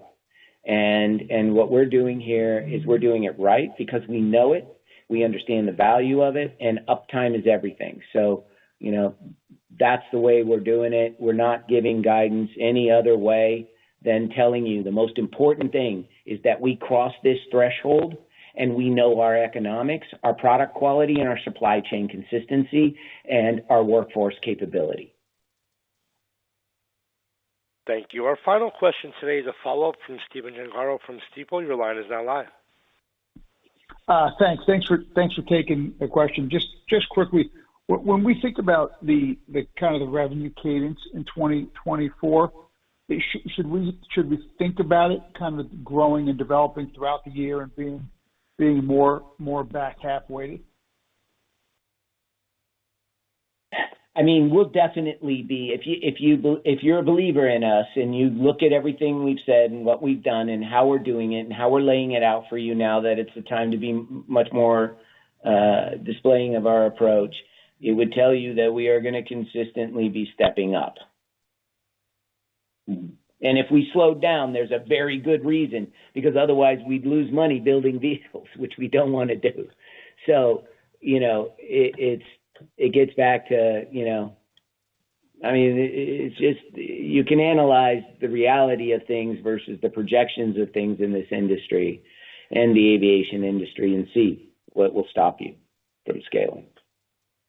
Thank you. We've reached the end of our question and answer session. I'd like to turn the floor back over to management for any further closing comments. Just like to thank everybody for your questions, your time today, and your commitment to help us build a great company. And we're going to do it here in America, and we hope all of you join us. Thank you. So there you go. Right, we're going to open up the video phone line now. This is members only. So if you'd like to be on the show now, have your thoughts and opinions. Would love Sensei to call in and maybe present a chart if he's available. If not, that's understandable. But here is the interview line. You can be in here. You don't require any software, any technology. Whatever device you are on, it works on your browser. And I'm going to give you all the information. Perhaps you want to call in, share your thoughts with the world. What do you think? This is your opportunity now to promote the stock. Remember, I am only in the S&P. I'm not here to pump and dump stock. I'm here to be the most honest person on YouTube TV. This is my position. This is my money. I started with $5,000. I have now got a grand total of, wait for that, it's got to go to 74. It's not refreshed. Hold it a second. That's just a charting issue with Robinhood. But I'm only in the S&P. I'll share with you my position there. 100% in the S&P, 99.98, because I've just won some shares of Apple, and I'll come on to that in a second. So as you can see, I'm 100% in the S&P, so you know all my reviews are honest. I'm not sponsored by anyone to say anything to promote the stock, pump the stock. I just want to give you the facts, build a community around the world. We have members in 58 countries, 14 languages, and 98% of our live viewers are members, higher than any other channel on YouTube TV. And within 7 years, we'll be at 10 million subscribers, which will make us the biggest financial channel in the world, more than Meet Kevin and Graham Stepan and Bloomberg combined.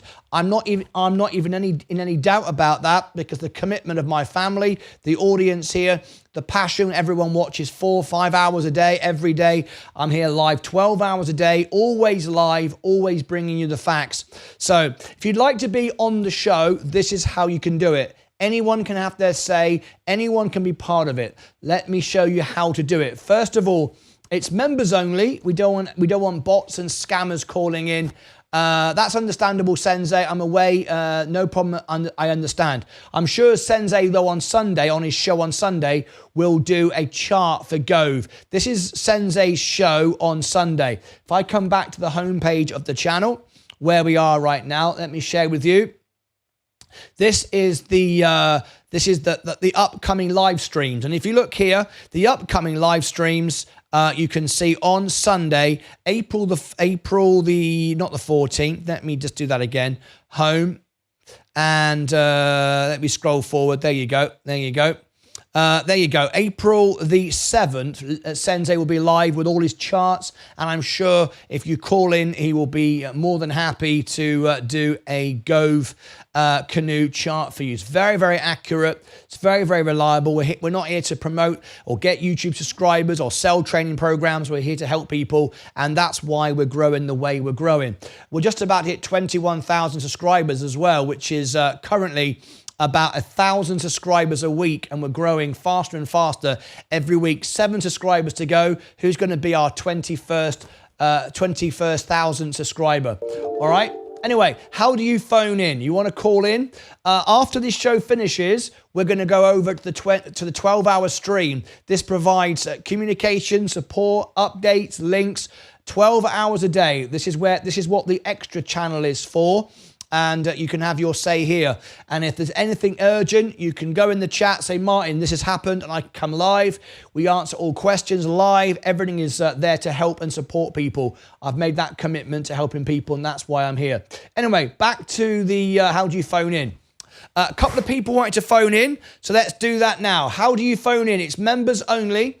Just so we don't have any bots and scammers. Let me now switch over. That's how you become a member. There's the link. If you are on an iPhone, you'll just need to select a browser and then choose desktop version. Every other device works fine. Okay. If I now make it members only, just so we don't get any bots calling in or scammers calling in or any bad language. We don't want that. So we're going to go members only. There we go. We are now in members only mode. There you go. Right. How do you call in? Very, very simple. I'll give you the link right now. All you have to do to call in is use this browser link on any device that you're on. It's on my website, martynlucas.com, and it's called the live phone in right there. This is the link. martynlucas.com/live. Any device you want, members only, please. There you go. There is the link right there. I'll post it 3 times in the chat. I'll also give it to my Rumble audience, because if you are a subscriber on Rumble, that's the same as a member, and you can also phone in there as well. Okay. Now then, once you've clicked on that, you need the password. The password is the same as it always is. So if you've done it before, you won't need to do it again. It's LucasAids100. LucasAids100. I'll post it in the chat for everybody, and I'll also post it in the chat for Rumble. You can call in and have your say. And this is what happens when you put the password in. There you go. Right, you click phone in, and you will be here. You enter your name. You turn your camera on, and you will be here live in the show. You can talk to me live on the show. Share your thoughts of the world.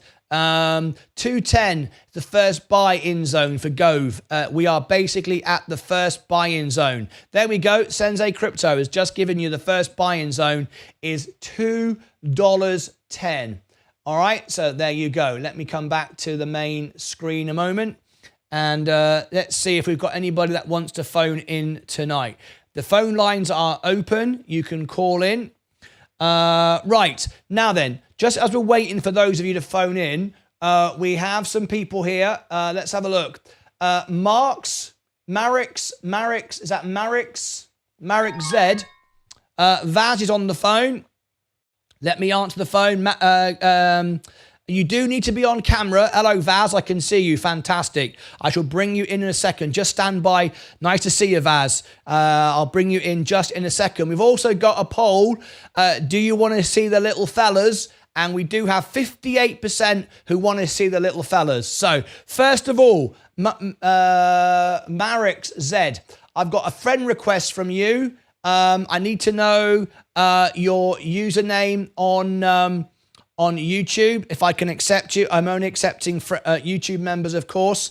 So Marix, you are in the chat. So are you here? I will accept it, upgrade you on Discord the moment that you give me your username in the chat. Okay. What else have I got?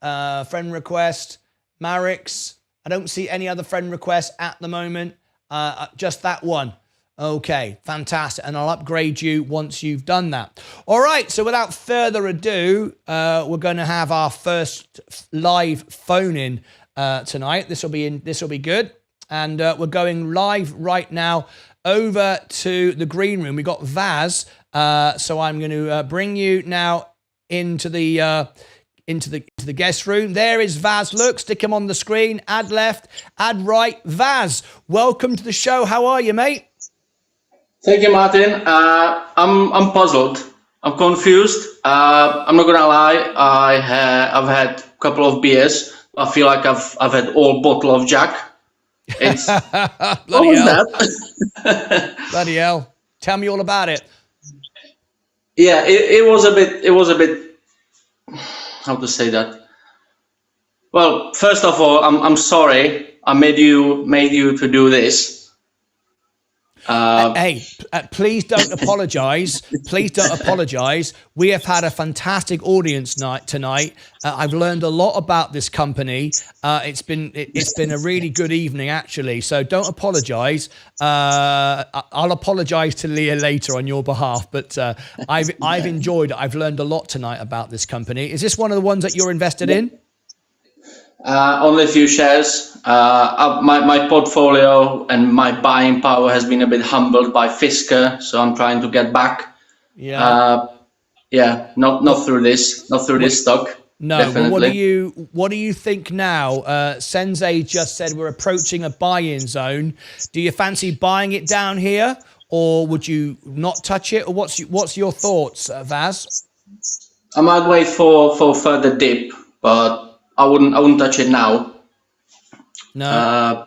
Maybe if some good news crops up in next few weeks. But nope.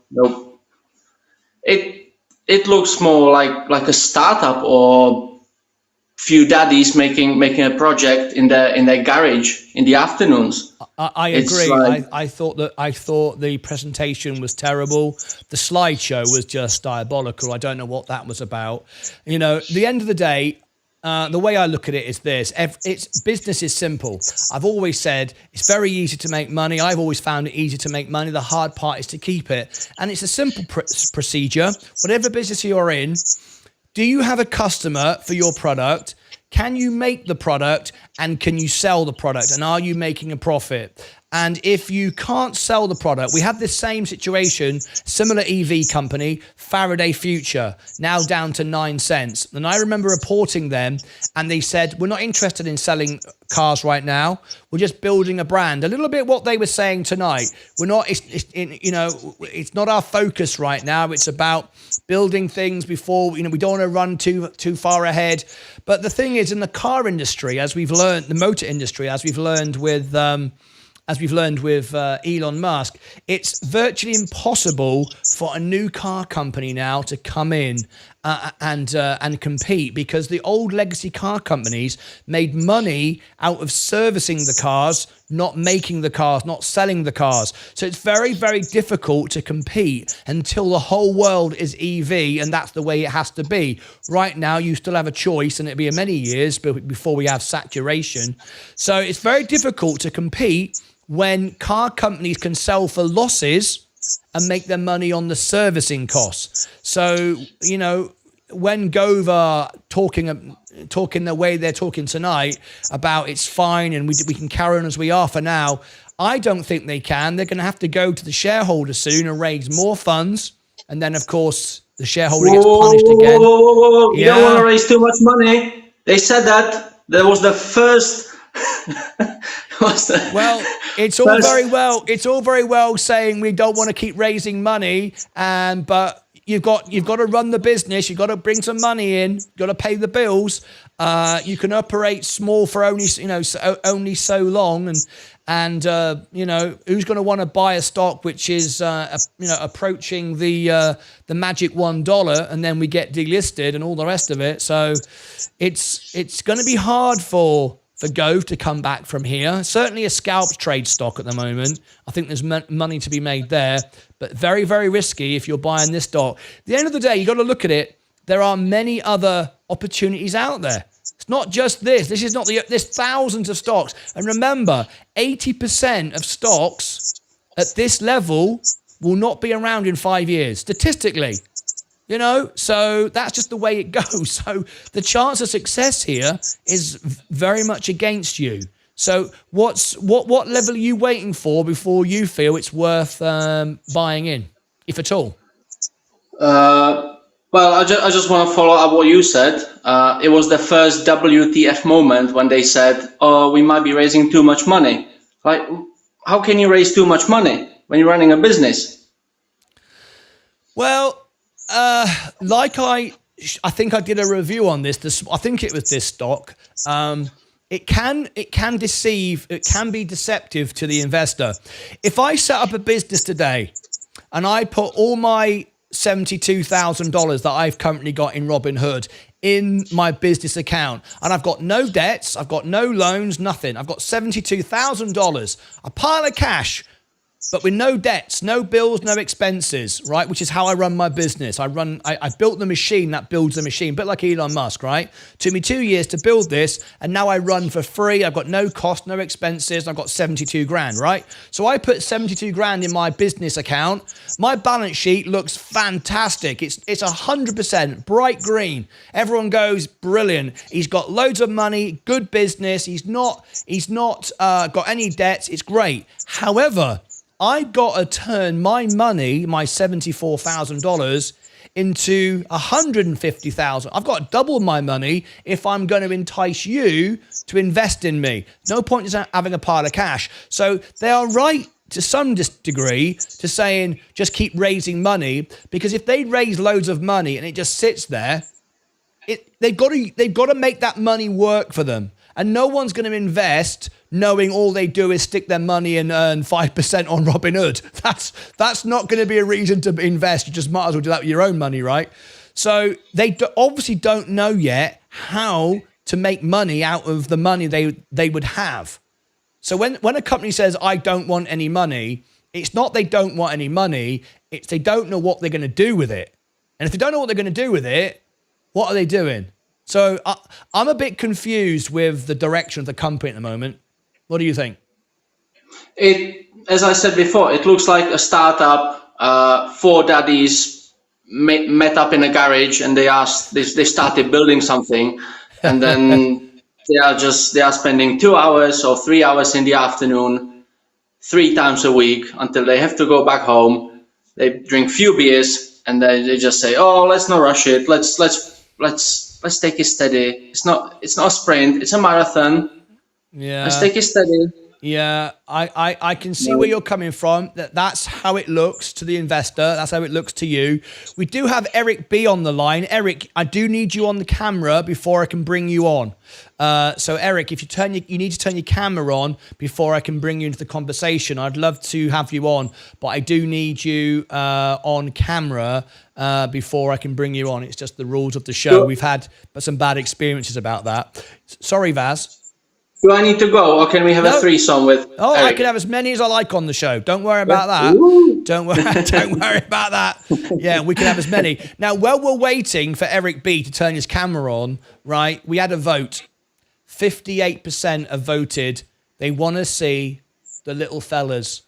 Because let's be honest, we need to cheer ourselves up tonight, right? Because everyone's losing money here. No one's having a good time. No one's having a good time. So come on then, let's see the little fellas, shall we? Let's bring them in. So live on the show, just to make everybody smile. It's the day after Easter. We're still a bit sort of, all cuddly and cozy, aren't we, for Easter? Here are the little fellas. They loved the earnings. They thought the earnings were great. They got very Yeah, we love the earnings. Did you love I love the earnings. What do you think of the earnings? They're all right. What about the little kittens? Shall we bring the little kittens in? Where's the little kittens? Over here. There we go. There we go. The little fellas. But this has to be my favourite. This one here. There you go. There's the little fellas. They're all loving it. There you go. Fantastic. So pretty good. Anyway, we've got. Oh, hang on. We've got Zach8 calling in as well. We've got an army of people calling in today. So Eric B. Oh, Eric B's got his camera working now, I think. So let me put guest number 3. We've got Zach8. He's on the phone line now. Let's bring him in. I can't wait to speak to Zach8 because he's been wanting to speak to me. He says, Martyn, I missed the Friday phone-ins. So what we're going to do now is we're going to go over to... I've never done this before. Let's see if this works, right? Let's see if this works. And we're going to add to right. There you go. Add to left. And assign. We're going to add... Can we add to the left? Add another one. Oh, hello.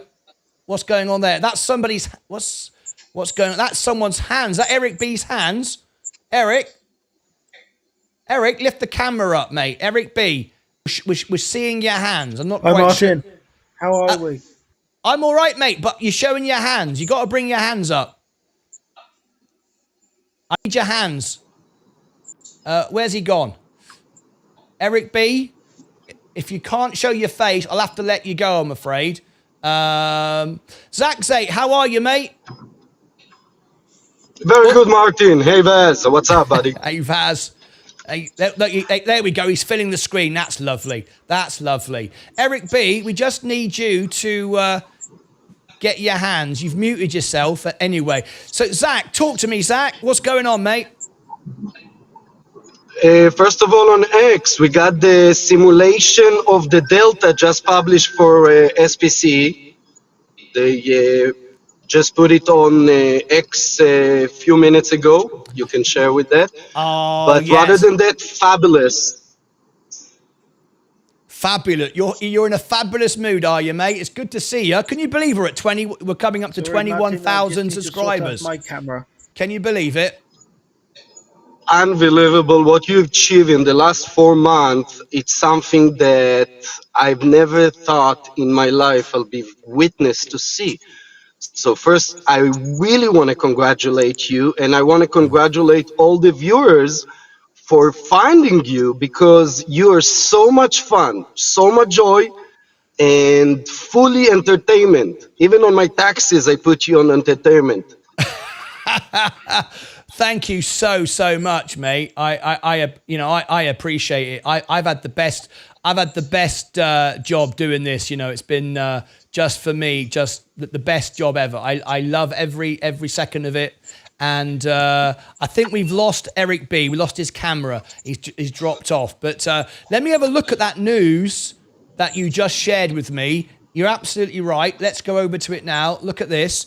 This is the April the 8th to the April 11th, Colorado Springs.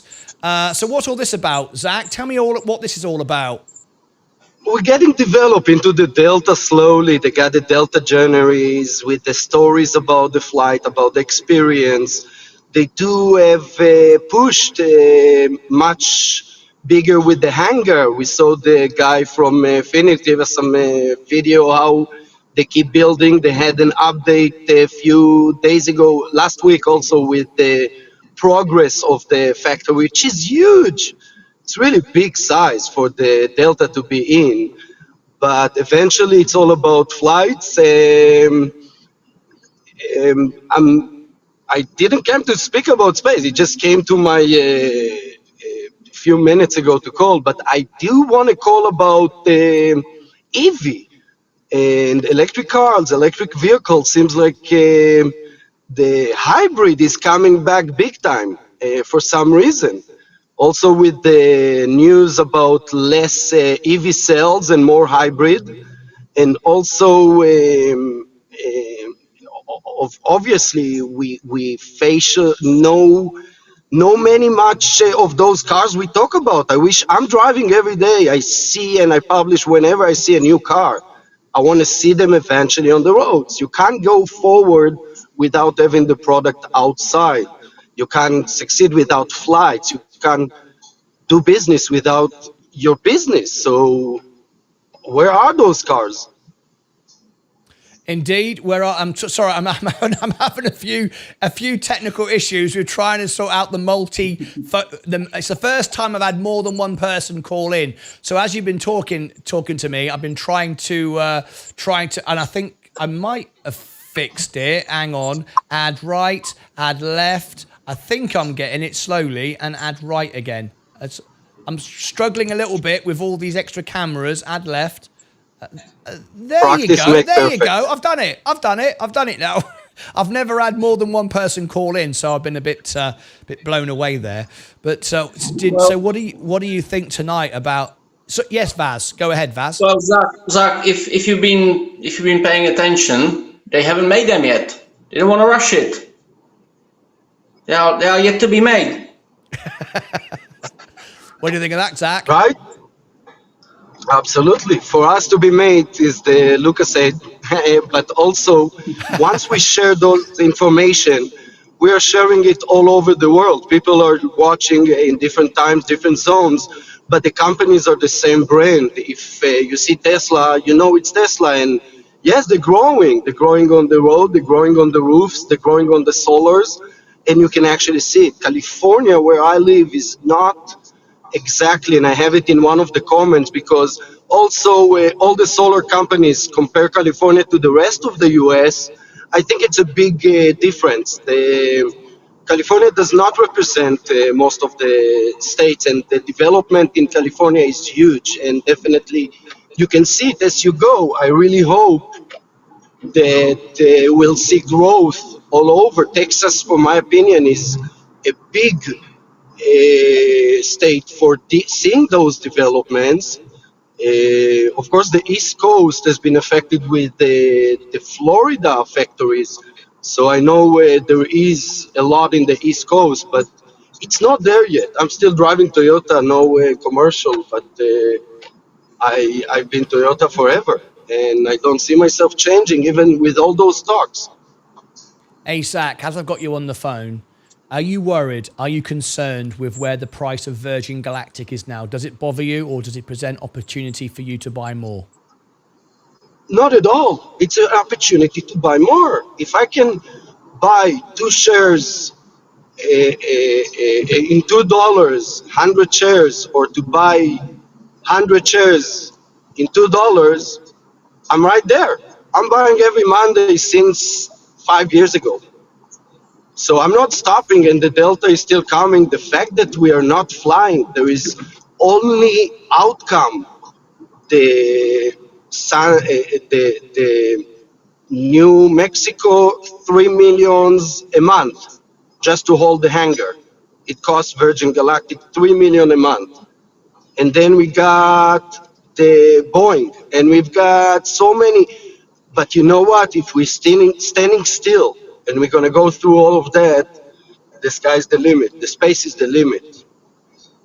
So we were expecting a flight. We thought a window was opening in April. We've had a few on the space calendar, because there's a website where you can go, and we have some information that perhaps on the 10th of April there's a flight from Virgin Galactic. Nothing on their website yet, but as you've said, there is something on their website starting on the 8th. I wonder if we're going to get a flight in the middle of that, a bit of a surprise. Do you think we will, or do you think we're done now until Delta? Since last year, I knew the first flight was January, the second flight was June. For June. Okay. Well, that's what I knew. All along, June is my target for the second flight, and then we're closing the year, starting next year with Delta. All right. Vaz, what's your final thoughts on GOEV right now? We've picked up a little bit. We're on the way up now. We're actually at 367. It hit the bottom around about where was it? It was at 218. We're now actually at 336. So it's actually bouncing up quite quickly. Do you think there's an opportunity here? What do you think, Vaz? I'm surprised it's coming up so quick. So am I. I wasn't following it since I've been on the call, but I think this earning that's completely killed it. It's just, what was that? Slides, the way they talked, the information they presented. It was, This is what you have to always remind yourself. There are many, many things you can invest in, you know, and you've got to, the way I look at everything is I'm looking for excellence. I'm looking for, because when you invest, you're giving your hard-earned money over to that management. And, you know, there are great managers out there, great companies, great products, great people. That's where your money goes. And if you feel, and there's no point just getting excited by it's an EV and it's cheap. It's only cheap if anyone's prepared to pay more for it than that. You know, it's like saying a can of Coke is cheap at $1. Well, not really. Not unless everybody will spend $5 buying it off you. It's cheap. You know, it's just an arbitrary number. But if we feel that this stock can go up from here and it's being well run and it's going to make profits, then clearly it's a good investment. But I think from listening to them tonight, that was the first time I've covered the earnings.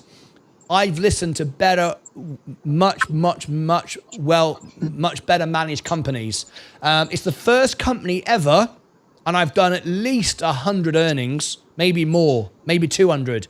That's the first earnings that the presentation wasn't even available until 1 minute before the event started. Now that you may go, that doesn't matter. It doesn't matter. It's only a bit of fluff, whatever. But to me, it shows who's running the departments, who's running behind the scenes, what's going on, you know?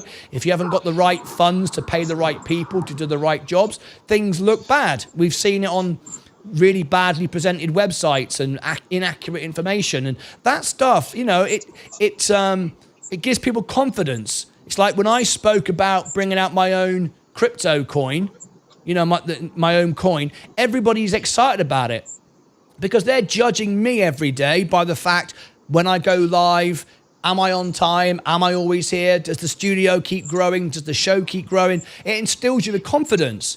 Now, if I'm going to invest in Canoe, I want to believe they're being well managed and well run. And tonight didn't give me the confidence. There are other companies who do a better job. So I would just rather give somebody else my money. So for me, it's not a buy, I have to say.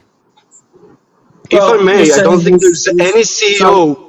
There is no CEO that doesn't wake up and go to sleep without looking at these shares. So looking at the CEOs and the responsibility for this cost or the price of the share is go hand with hand with, again, what we see. Leaving the street, leaving the market, and living with the product to enjoy it and purchase it and need more. That's the benefit of investing. Vaz, what's your thoughts?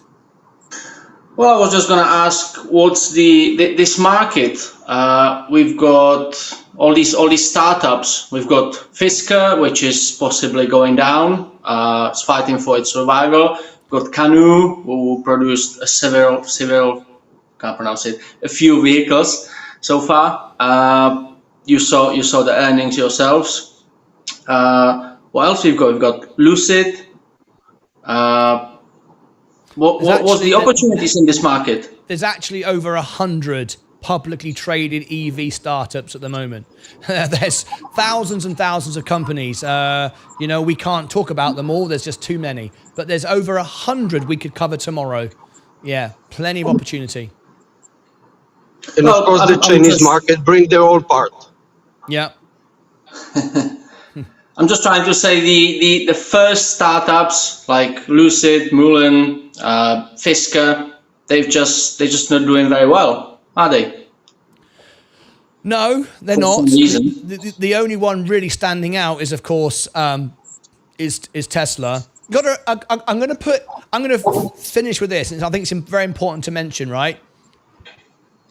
People, human beings, are typically selfish, greedy.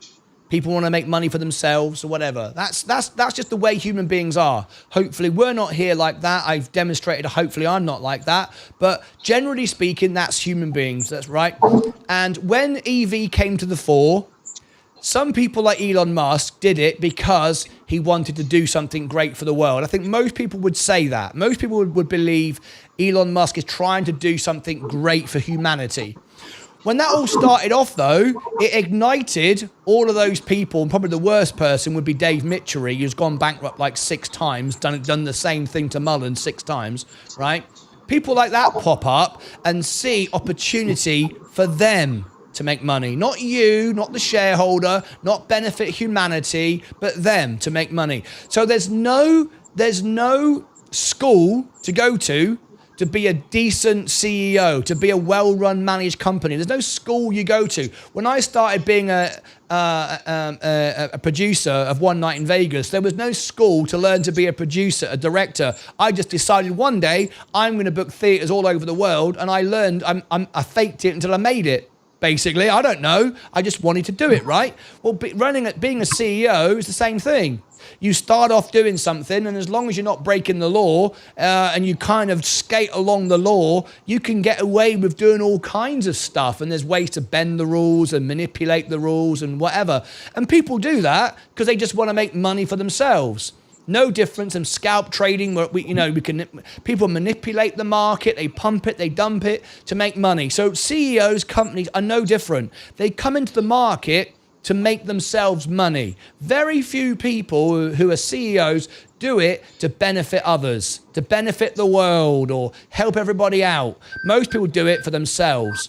So unfortunately, there's no rules or there's no level of professionalism or decency sort of backing all this stuff up. So we come along as retail investors, which we all are here, just regular folks, normal people, just trying to make a few quid, to provide ourselves with a pension and put some money on the table. We're just decent blokes. And women, of course, just trying to make some money. We're not trying to rip anybody off or we're just trying to make a few quid, all right, and get by and have a nice life and whatever. And we get suckered in. We think, oh, this is great. This looks good. We've got EV's the future. It's sexy. It's rock and roll, and it appears to be cheap, whether it is or not. And we've done many polls and shown that most people don't even read the balance sheets. They just go, it sounds great. It's only a couple of dollars a share. Well, a couple of dollars a share is completely irrelevant until you know how many shares there are and what those shares represent of the piece of the pie. I mean, it's, you could have a company with one share and it's $1 billion. The value, the price of the share doesn't tell you it's a good idea. And unfortunately, retail investors, us guys, get a bit excited and we buy in. And I know I've done it myself. The first couple of years I was doing it wrong all the time. I was buying everything that sounded to be rock and roll and fun and I could make money. I was doing it, and every time I was losing over and over again. I was getting stuffed. And sadly, 80% of these startups won't be here in a few years' time, and GOEV could be one of those. And remember, it won't affect people like Henrik Fisker. It won't affect the CEO of GOEV, because just like me, I'm an LLC, a limited trading company, right? All of my house in England, if I went bankrupt, I don't owe any money. But if I borrowed money and went bust, and I lost money from my shareholders, if I had shareholders, my house in England would be fine. All I would lose would be the studio, because that's attached to the business. Well, these CEOs are exactly the same.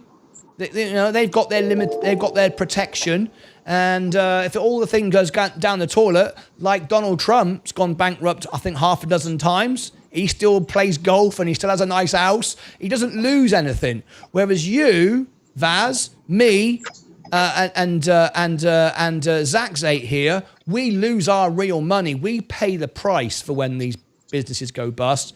So it's difficult for us, and they can come on and play games. And they're not going to lose anything. They lose a bit of face. They start up another business and a new name, and off they go again. It's us guys who get stuffed, so we have to be careful of that. So that being said, are you going to, it's up now to 243. Are you going to buy it, or what are you going to do? Me? Probably not, because I missed the low. If it's 243, it'll probably go up, and I've lost the chance. I will focus on other stock. That's it. I think you're right. Move on. Don't chase it. Don't be connected to it. Don't be passionately involved. Can I just say something? Yes, please do. Probably just me, but I hope it's not just me. I hope a lot of us have learned on Fisker recently. I think it's been a painful lesson to everyone. in past few months, and I hope we're gonna learn from it. Definitely me. Yes, I'm going to close this call on that point then, because if you learn from stuff, it was worth it. If you don't learn from it, and when you say learn from it, what you got to know what learn from it means, right? Losing on a stock, that doesn't mean anything until you interpret what that actually means and what went wrong. And most of the time, it will come down to your sentiment and how you felt. And I've had people message me saying, I bought Fisker because of you. Well, that's ridiculous, because obviously I don't even own the stock, right? They will say, I lost money because of you. Well, you only lose money if you sold when you were down. Maybe you've just been like Zach's here. He's down on Virgin Galactic, but he hasn't lost any money because he hasn't sold anything. He just keeps buying more and more and more. So, you have to know what you've learned from this. But I will say you're absolutely right that you can learn from this. You learn nothing. In fact, I'll go further and say you end up learning the wrong stuff when you win too easily, because you start thinking you're the greatest trader in the world. And I'll tell you a very, very brief, short story. When I started this, I was doing it for a couple of months and I was up. It was the bull market after COVID, and I just started the channel and I was buying Tesla, and I thought I was the smartest trader in the world. I thought I knew better than everyone. And I went to one of my nice corporate piano gigs where I play in people's houses. I did Mark Cuban, Jerry Jones, and very nice millionaires, billionaires' houses. And in the room, I'm on my break, and I'm chatting to a few guys who run the floor of the New York Stock Exchange. Managers, multi-millionaires who've been doing it for 30 years.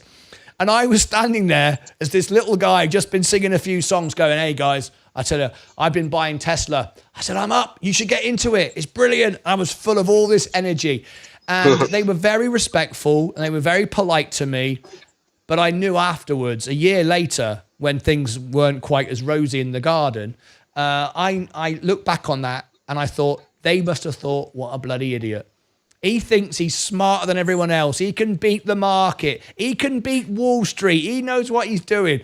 And we've all been there, mate. We've all had the passion to buy something and follow Elon Musk because he's on Twitter and he's talking about all of this. And we all get excited about Binky Bonk coin. We're all going to make $1 billion and we're all going to get rich in 3 seconds. We've all made those mistakes. And as long as you learn something, then you've benefited and grown. And now, 2 years on, I'm consistently making money because the biggest investment I'm making is in myself, my intelligence, my emotions, my discipline, and knowing that the biggest investment is in me, my business, me earning money, not using the stock market to make myself rich. The stock market is where I put the money I've got to invest, not I'm trying to scramble around and make money out of the market. I make money out of me and invest all the money I have and spend the rest rather than spending money and invest the rest. That's a simple strategy. And I'm looking for great, well-managed companies that have discipline and structure, and I'm not getting emotionally attached to anything, even though we have Zach here who loves space, and I get it. I love it too. But we try not to attach ourselves emotionally. So I hope you've learned something that you can actually use. Space. So, yeah, do you feel that way? You've learned something from this? Vaz? It's a question to me. Yeah, definitely. Yeah. It's not nice when you lose money, is it? It's horrible when you're down. Yeah. I lost 30 grand on Virgin Galactic, but again, I only lost it because I exited the market. If I'd stayed in, of course, I'd be like Zach. I wouldn't have lost any money. I would just be down at the moment.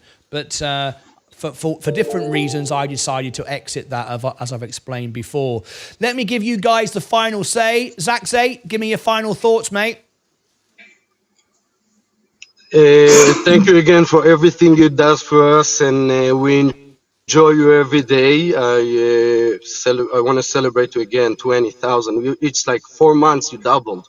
So really great achievement. The same as you said, Martin, if you Zach, become a fan. 20,999.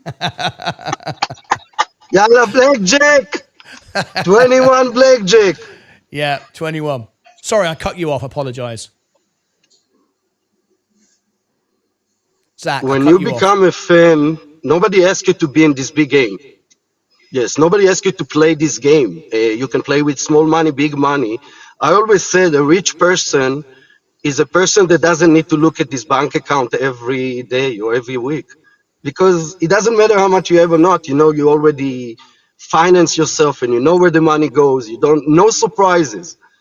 You need to calculate yourself. And if you have the money to calculate and become a fan of a company, there is trends. That's how the market move. When there is a trend for some specific company that hopefully flight for SBC, I'm sure it's going to go up just from the news. Do we need to sell at the news? If you are a fan, you can keep hold because it's going up. It's going to go up. And if it's going to crash, it's going to go to zero. But you know the risk, you know where the market go. A lot of companies didn't survive. This is a tough market. Those are tough days. It's a tax season. And I know it's very hard to put money in. But if you're consistently a fan of yourself first, you invest in yourself through that big game. That's right.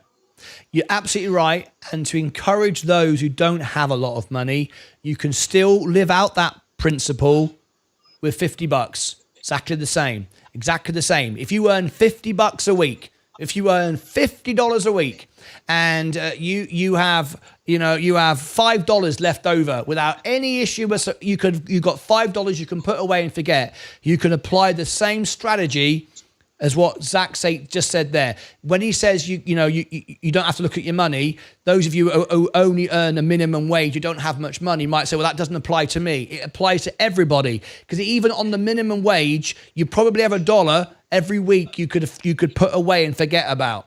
And start building that discipline, start building that strategy. And it's not about how much money you've got, it's about the percentages. And if you make 10% on $1, that's 10 cents, that's still 10%. And you keep learning, you keep applying, you keep doing that, it does definitely grow. Like we've said before, if you had a penny and that penny doubled every day for 30 days, you would have more money than if I gave you $1 million on day one. I think it's like 1.7 million. So never be put off because you don't have enough money and you think, well, I haven't got any money. Everyone can invest. Everyone. Absolutely. Unless you've got no food at all on the table. And that's very, very few people could say that. But you can live by those strategies. Final word from you, Vaz. Have we still got you? I think we just lost your signal. Final words from you, Vaz. Because you don't have enough money, and you think, I haven't got any money. Everyone can invest. Everyone. Final words from you, Vaz. Oh, we're just Vaz might be losing signal. Just give him a second. Final words from you, Vaz. I think he's lost his audio. I think I lost you. Can you hear me? I can hear you. Final words, My screen Vaz. is frozen.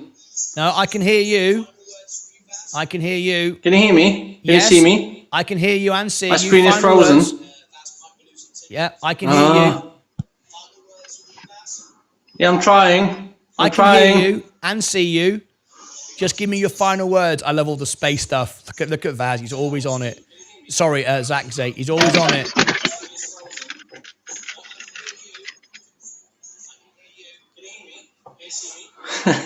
I think I'm having a big lag. I'm gonna talk regardless whether you cut me off or not.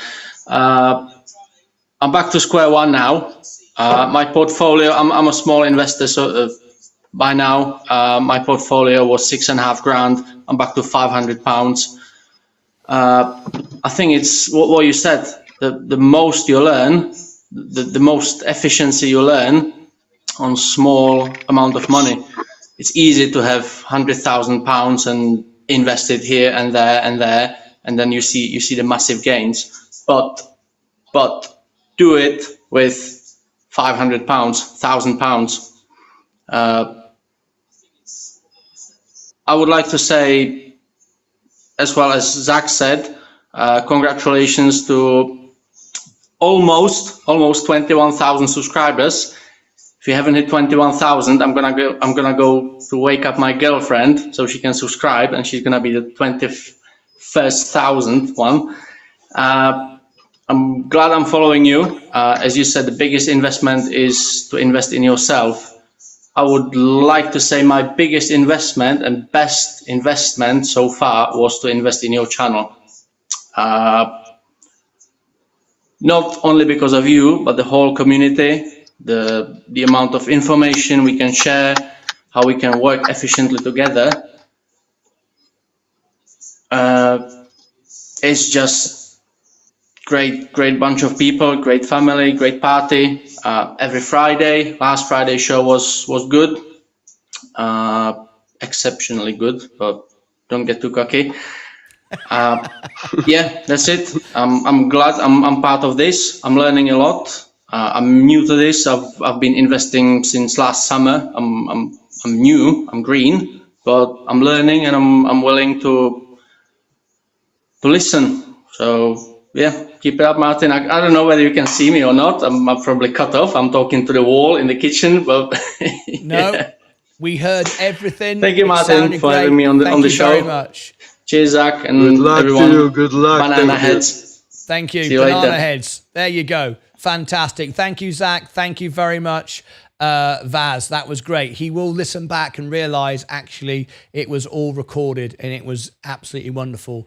Right, guys, that is it. We are literally right on the cusp of 21,000 subscribers. Whoever subscribes to me next will be 21,000. And there it is. There it is. 21,000 subscribers. Look at that. Absolutely amazing. What an amazing night that was. Fantastic. Thank you very much indeed. That couldn't have gone better, really, could it? What we're going to do now is end the show. I have to get off, put out this information. We've got Levi's, we've got Tilray, we've got more reviews tomorrow. I've got reviews coming out tonight that are ready to be published. So what we're going to do now is send you to the 12-hour stream. You can keep there chatting, and when the information comes out, I will be able to post it to you and share with you all the information. So here is the 12-hour stream. Let me jump and drop it into, let me close down. GOEV is going up nicely, by the way. If we look at that, GOEV is moving up nicely. Let me just drop this into, where am I dropping it into? Rumble. There you go. Let me give it to Rumble. Let me make sure that this show goes to the 12-hour stream. There you go. There you go. And that's it from me. We're not going to do Day Trader of the Day. We do need to get out. We've extended the show today by a long way. So come and join me. Keep the party going. Support each other. And I'll be updating you as we get the extra the reviews come out. That's it from me. I have to say, I'm really touched by the wonderful messages there tonight from our viewers. Thank you so much indeed for that. That was really, really kind of you. Really appreciate all those messages. But now, remember, we're here as a family. We can make money. Making money is easy. The hard part is to keep it. And to keep it, you just need to get the right sentiment and the right information. And we're all here to share with you the right information, always true, always honest, always live. And even if you're not in the market, and even if you're not investing up or down, you have a family, you have a friendship, you have a support, you have a voice, and we have a laugh. We have some fun. So on that note, it is time to go, and we'll just say farewell with the little fellas. Until next time, as always, take care of yourselves and each other.